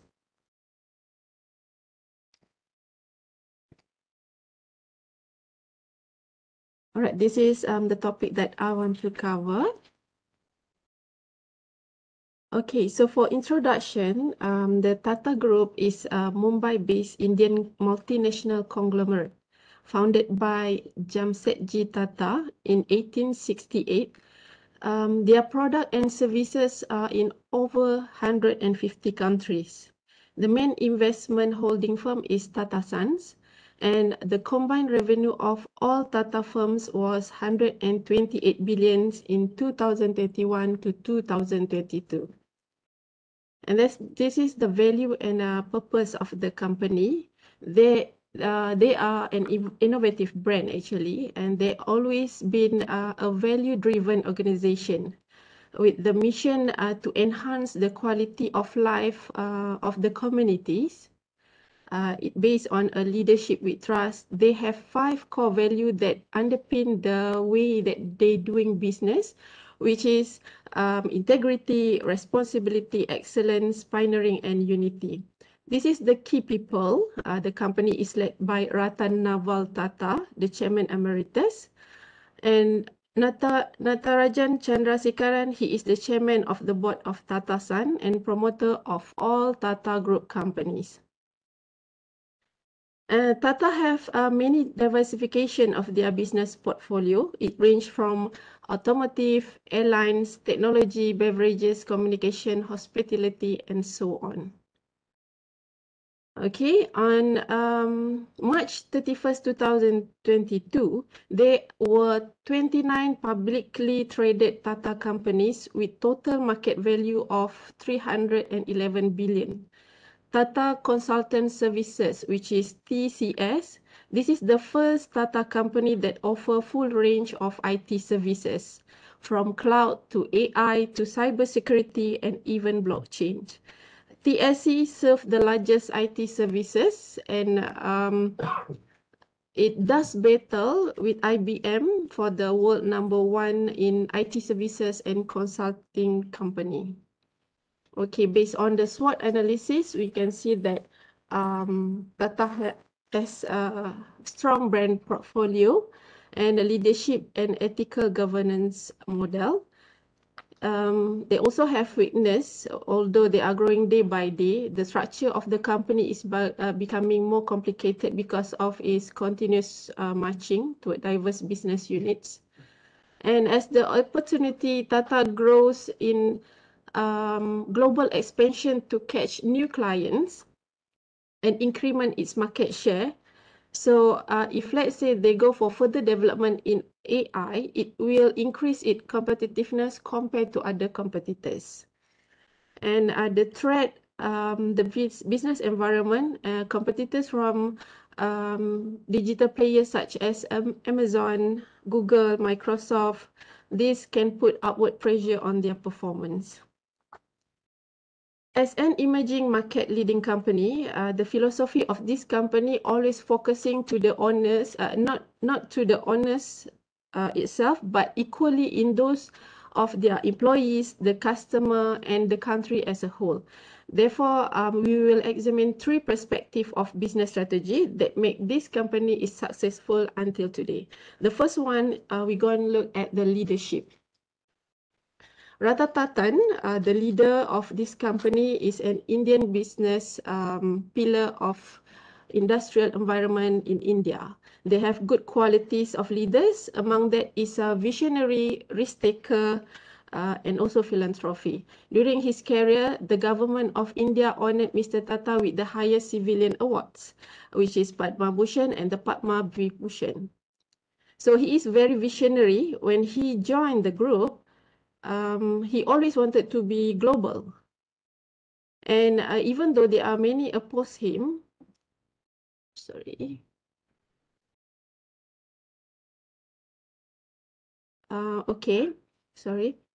under his leadership, the group acquired London-based Tea in 2000. And then 2004, it purchased truck manufacturing from South Korea Daewoo Motors. In 2007, Tata still take over Indian company when it acquired a giant Dutch steel manufacturer, which is Chorus. And 2008, they purchased the elite British car brand Jaguar and Land Rover from Ford Motor.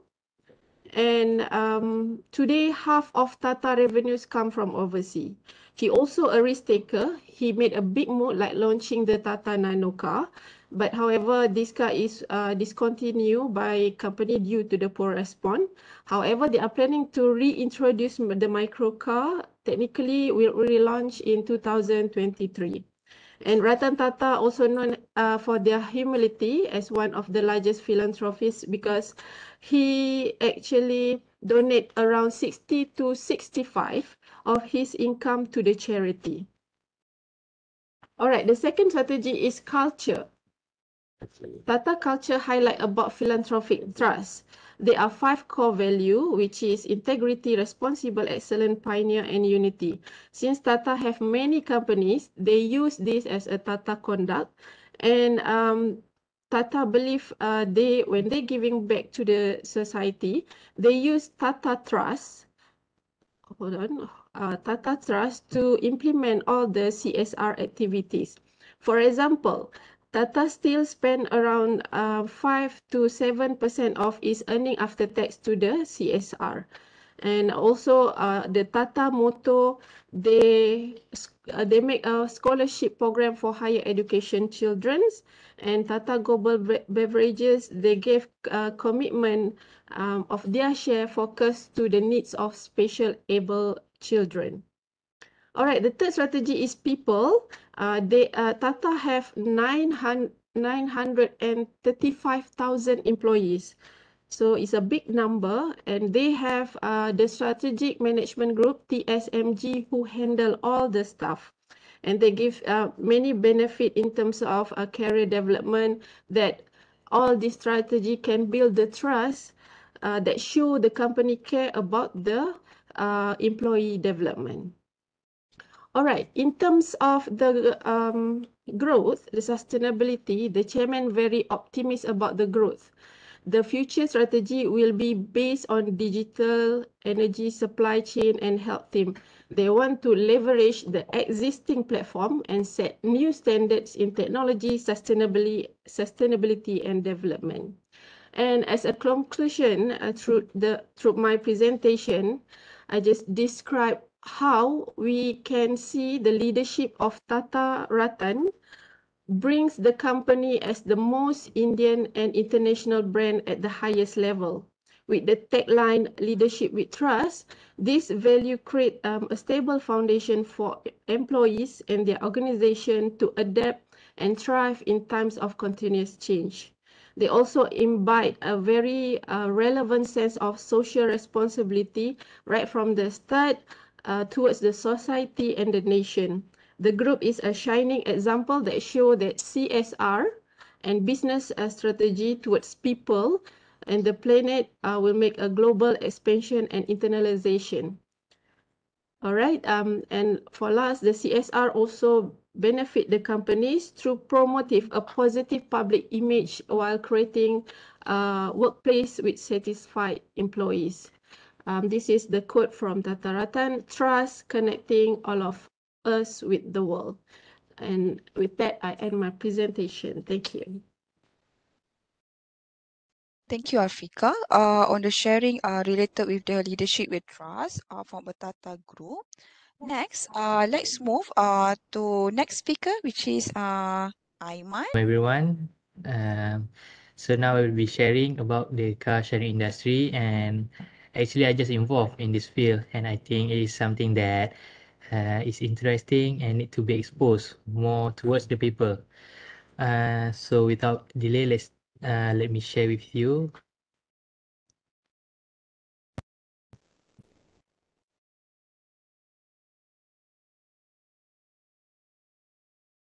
So what is car sharing? So car sharing is a model of car rental where people rent cars for a short period of time, often by hours. And it also can be referred to a temporary right to use a car without the responsibilities of ownership, with payments linked to usage or subscription fee. Recently, car sharing has become even more appealing and popular due to the fact that major industrial players have introduced the possibility to be able to leave the car anywhere in the city and not just in predefined spots. And with modern technology in car sharing industry, we can just simply download the apps, upload all the relevant documents such as our IC, driving license, for the apps to verify, and within one day you can start using the car. And not just that, some of the car sharing companies now using only apps to lock and unlock the car, and using the push start button to start the car, and without the need for keys anymore. And this shows that how easy it is for us to use car sharing. And now we look to the the revenue and number of users in Asia throughout the years.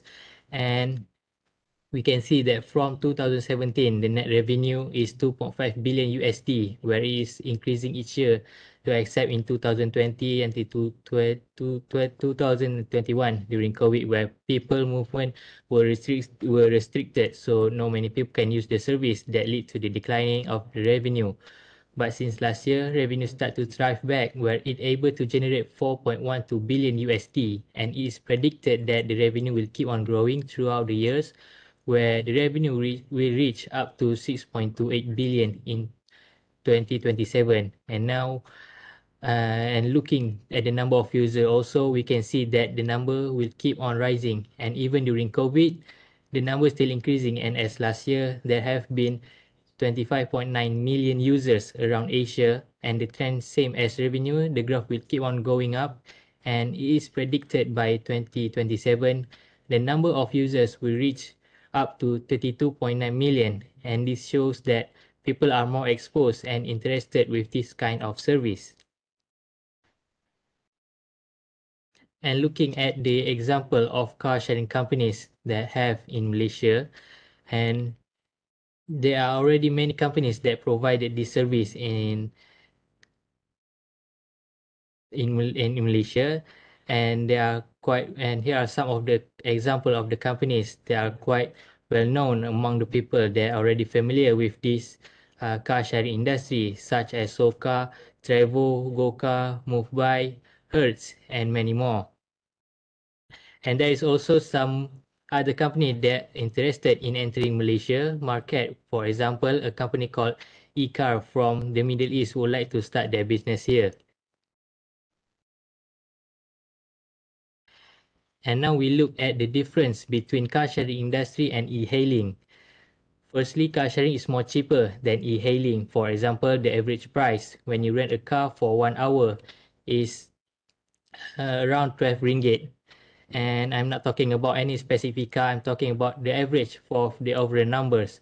While the price for e-hailing, it depends on the distance. Like I've already searched once using the e-hailing application from my house to a place that 10 kilometers away, and it will cost me around 11 ringgit for a 15 minutes drive to the location. And next one is car sharing, also more flexible, where you go wherever you want. Like you can go from point A to point B, and then you can go to point C, and then you can go back to point A with one booking only. While for e-hailing, you can only go from point A to point B, and if you want to go somewhere else, you need to book for another one. Other than that, with car sharing, you can choose what car you want to drive. They have variety kind of choices, and some people just want to try out with new car model. For example, like me, I would just pay an hour price for just to experience how's the feeling when driving a Volkswagen car. And as for e-hailing, I believe you cannot choose what car or who will take you. They will just show you who accept the booking. And lastly, for car sharing, the users itself can make the cancellation, and if the car have problem or unable to use, the customer will usually cancel the booking but will replace it with other cars. And for e-hailing, the booking can be cancelled by the driver, where it depends on the situation, like if the pickup location is far or the traffic to go there is heavy. And next, we look at the benefits of car sharing. And there is a study that shows car sharing is greener, where it can replace up to 20 own cars on the road. And it is less expensive than owning a car, as there are high fixed costs associated with a private car. For example, like insurance, maintenance, parking, and car sharing eliminates all of those costs, as you pay only for how much you drive. And it is also perfect for densely populated cities with huge traffic jam. And lastly, at any times of the day or night, just by using the internet and your smartphone, you can find the nearest vehicle that is available. Flexibility and convenience are the two main benefits of car sharing. So imagine how cool it is just to open a parked car with your smartphone. And I believe that's all from me. I hope with this sharing, it will open up our mind for about this car sharing industry. With that, thank you very much. Right. Thank you, Aiman, for the sharing, for the car sharing industries. Right. Let's move to the next speaker, which is Adli. He was sharing on a Starbucks.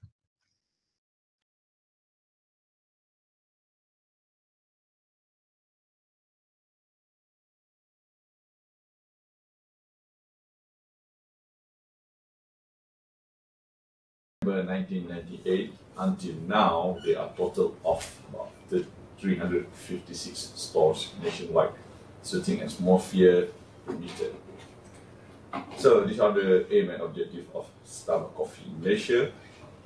As we can see, they are looking. Their aim is for customer experience self. That's why they open very big and luxury coffee shop in Malaysia, providing Malaysians with the best coffee in the world is central to the company's mission, and doing so improve the quality of everyone day. In this piece, we'll take a look at how Starbucks globalization has played out the Malaysian market. Starbucks Malaysian key business objective includes increase their revenue and store growth, and it also desires that people, be the partners, customers, or the community, to grow with the brand.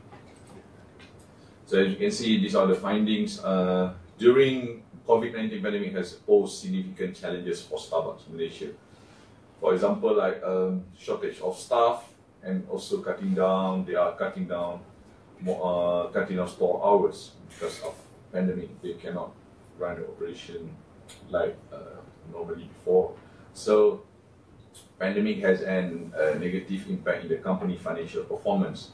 It's lost about 3.2 billion in revenue during pandemic for Starbucks for the whole year 2020 and 2021. So Starbucks implementation of globalization strategies in Malaysia has been successful through brand extension, strategic location, focusing highly on customer experience and brand ambience. Okay, how Starbucks can be more famous than Coffee Bean? It's because of the created distinctive store design as 𝗪𝗧𝗥𝗕𝗦𝗏 and menu that emphasize the quality and craftsmanship of their coffee. So by providing a welcoming ambient space to the customer so that they can enjoy their drinks. Other than that, they also offer additional product and services such as pastry sandwiches and also Wi-Fi, further enhancing the overall customer experience. So it also offers a wider variety of coffee and espresso as well. So how Starbucks can be more better than Coffee Bean is because of the quality of service and merchandise itself. So for the conclusion, as we can see, in conclusion, COVID-19 pandemic has posed significant challenges for Starbucks Malaysia, but the company has adapted by implementing new strategies and protocols to continue serving customer and operating in a safe, responsible manner. While the pandemic has had a negative impact on the company financial performance, Starbucks has demonstrated resilience and also flexibility in the face of adversity.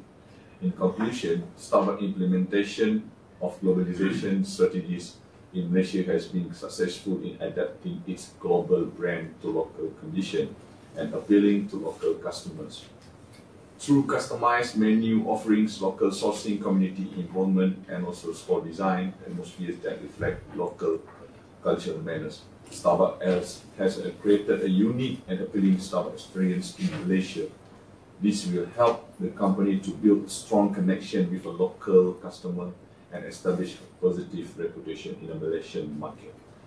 Okay, so globalization Starbucks in Malaysia context because of customer menu offerings, local sourcing, community involvement, and also store design atmosphere. That's all for today. Thank you very much. Hello, and a very good evening to everyone. Today I'm going to present about JDT from nothing to the world. Okay, so basically I'm going to briefly explain about the history of 𝗪𝗪𝗕𝗓𝗕𝗓 Football Club. Football can be traced as early as 1955 in Johor, since the establishment of Johor FA. And then until up to 1991, that was the last time Johor ever won any cup. So somehow until 10 years, they haven't managed to win any major league cup in Malaysia. So during a hockey match, which is Sultan of Johor Cup in 2011, that was calling out and asking for the Crown Prince of Johor to save the Johor football at the time. So somehow His Royal Highness was called on it, and he decided to take over the football club. During that time, it is a very dark moment for Johor football, because they were involved in so many scandals for corruption, for game rigging, and also cronyism. So when TNJ decided to take over the football club, it gave them a new hope for Johor football. But it's still too early to predict what is the outcome for Johor football. So when TNJ take over the football club, the first thing he does is to combine three football teams, which is Johor FC, Johor FA, and Majlis Perbandaran Muar, and turn it into two teams at that time, which is JDT1 and JDT2. And later they are sharing one common logo. That currently they have 8 teams, which is JDT1, 2, 3 until JDT8. Imagine from only 2 teams, and today they have 8 teams. So why football? As we know, football is Kerabat Johor doesn't really into football before this. Their main sports are hockey, polo. But why football? Because football is a sport that everyone can join, and the main purpose why football is a unification. Previously, when we go to the stadium, we can only see maybe Malays, a small group of Indian, and a very few Chinese. But today, when we go to the stadium, we can see a lot of race in the stadium. Not only local, but international spectators come. So also, JDP provide a common ground for everyone to have the similar ground. When we talk about Johor, we have football. So the concept of Bangsa Johor re-emerged. It's not coined by JDP. It is traced back to Almarhum Sultan Abu Bakar period. And when we talk about Bangsa Johor, it's not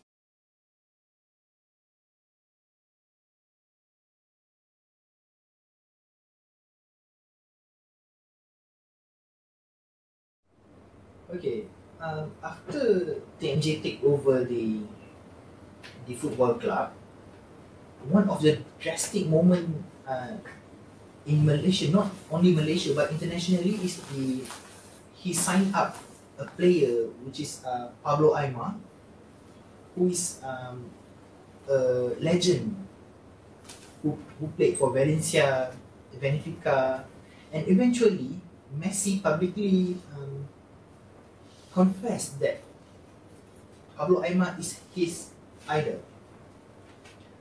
So it is being around the media, not only locally but internationally, and it opens up a window for Johor to sign Argentinian players like after that Luciano Figueroa, Martin Lucero, and a lot of international player after that. Previously, if maybe a small club from Johor wanted to sign Argentinian players, it is a bit skeptical. Maybe they don't know the potential of this club. So as for the local players, they already signed most of the national players in Malaysia.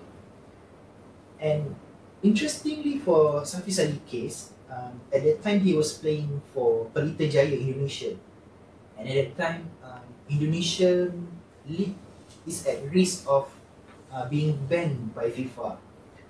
So if at that time they didn't took Safi Salih back to Malaysia, Safi Salih will be left hanging in Indonesia, since when the league is banned, he cannot be transferred to another club. Okay, for the high wages, JDT is not the first team that give high wages to the players. It was started by ATM, Kelantan, but why JDT decide to adapt this? Not only because to attract the players, but the main purpose of it is to reduce corruption.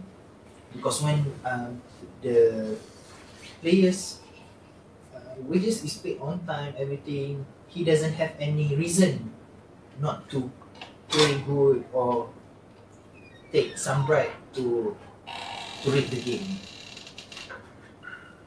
And as you can see, the transformation for the stadium itself, this stadium is owned by a government, and all the transformation to this stadium is not using government money, but more on using sponsorship and mostly sponsorship. As you can see, the transformation of Padang Sri Gelang, as you can see, there is a small arrow, a blue arrow.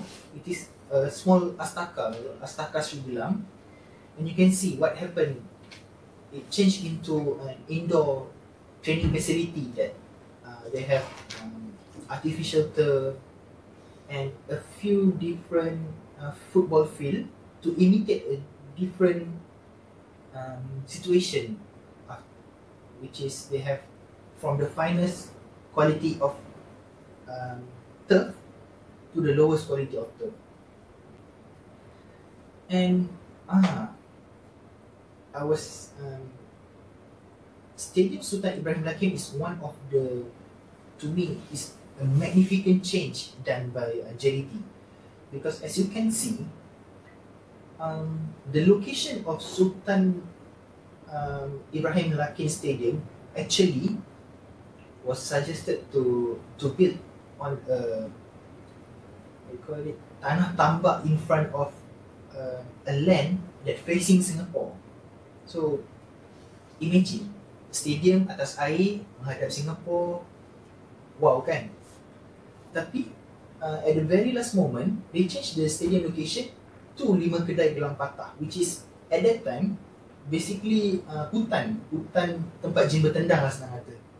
And you can see the picture of groundbreaking ceremony is being held on the roadside, because that actual site cannot be accessed by any means. And now today, it was surrounded by the development from housing, retail, shopping complex, and many more. So, as I mentioned before, the spillover effect not only towards the locals, but it varies from different level, which is district level, state level, and national level. So previously, most of the district doesn't have a proper facility for sports, which is not even have a proper field for football. But today, at least every district has one football field that that we can say adhere the specification that met by FIFA. So for state, it's not only publicity for Johor, but it also increased the property value in Johor. As you can see, as the main sponsor of Johor, Country Garden and Forest City, they can accept the sponsorship, but why they choose Johor is they want the spillover is coming into Johor instead of the financial from Johor is getting out of Johor. So JDT also contribute towards the ranking of football in Malaysia, of Malaysia in international arena. And when we have all these elements, the sponsorship is start coming in, and not only locally but international brands.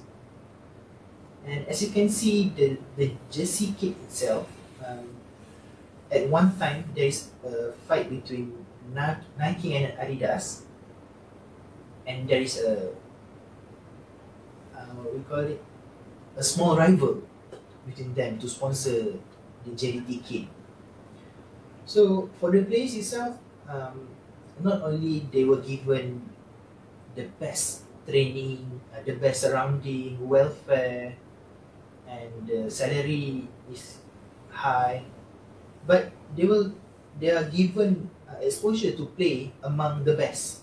And when their contract is not being continued or else, they can go anywhere basically.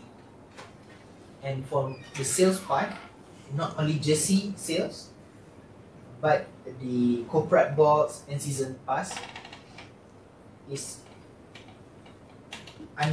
overwhelmed, and most of the company corporate, they are seeking for corporate box in the Johor Stadium.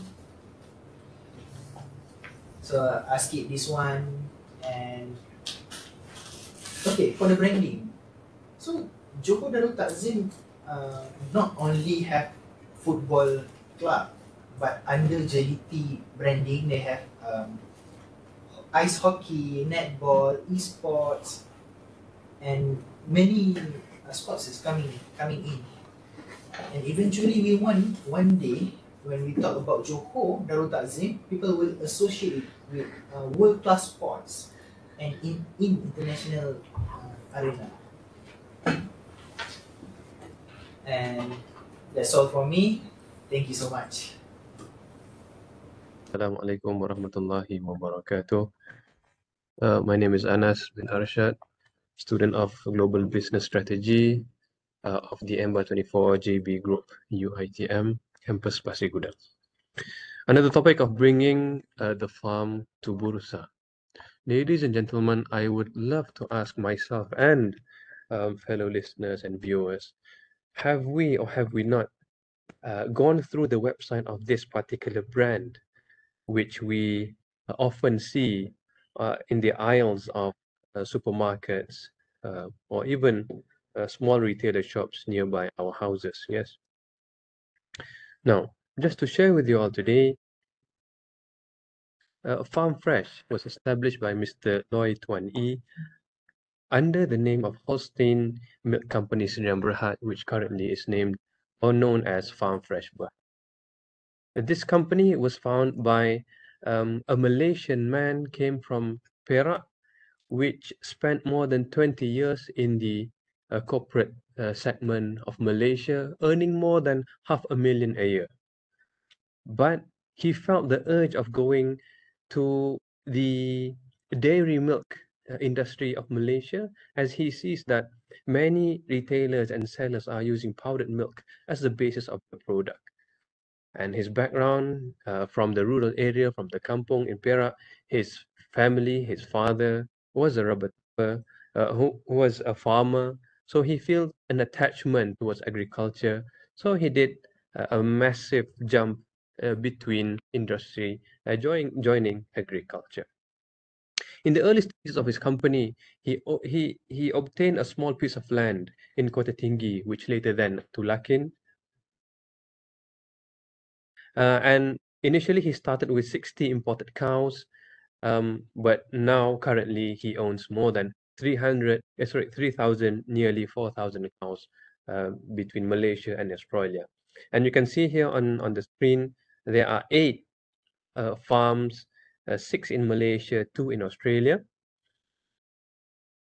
Yeah.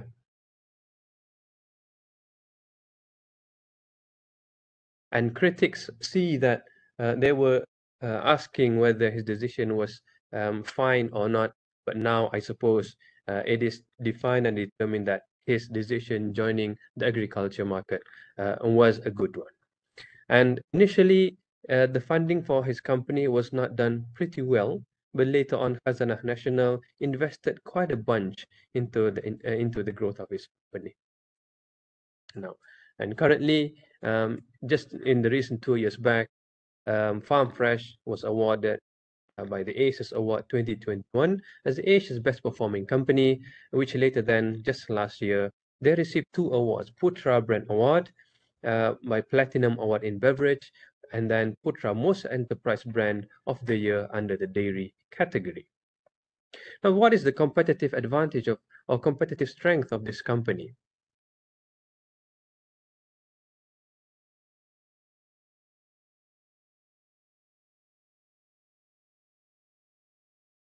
Right. Farm Fresh is one of the largest and fastest growing players in the Malaysian dairy industry. It has the grass to glass model, which means from land directly to glass, from the cow directly to consumers. It doesn't go through any of the processes which transforms it to fortified milk or whatnot. It has strong experience in teams and management, with 33 aggregated years of experience, despite Mr. Loy was not from the agriculture background, but his team collectively did give him very much support. And one of the biggest strengths that we can see here is that the company, a few years later after the establishment of the company, they purchased a gene bank from one of the Queensland government to own this gene bank, whereby the Australian Friesian Sahiwal cow could be produced or be breeded with Malaysian and local cattle, which from there they could manage to produce heat resistant or more strong kind of genetically animals or cattle. Now, moving on, these are some of the products that are in the shelves currently. Fresh milk, flavored milk, yogurt drink, yogurt itself, goat's milk, dairy whipped cream, plant-based milk, and jam preserves, which initially they started just by fresh milk, but we can see now how the product variation is growing from time to time. What is the business strategy for this company? Now, Mr. Loy identified the market, which Malaysia during 2010 had a very high demand for fresh milk, but very less producers of high quality fresh milk. And they did diversify the product, as mentioned just now, and the marketing strategies that we can see and most of us may be aware of. They have supported or become sponsors of high-impact events such as the Gegar Vaganza. They engage with the community through the Acre piece of land in UPM, where children and families can come and see how the farm works, and celebrities singing the theme song of Farm Fresh. For example, the song sang by Datuk Siti Nurhaliza. And last but not least, the expansion of capital through public offering in the year 2021, which successfully became one of the largest IPO with a total of 2.5 billion in market capitalization in the main market of Bursa Malaysia. And having that strength, the company managed to export their products to Singapore, Australia, and Brunei currently, and with the idea of going to the dairy market of Indonesia and Philippines. Now, I would love to express here the positive effects of the company going IPO.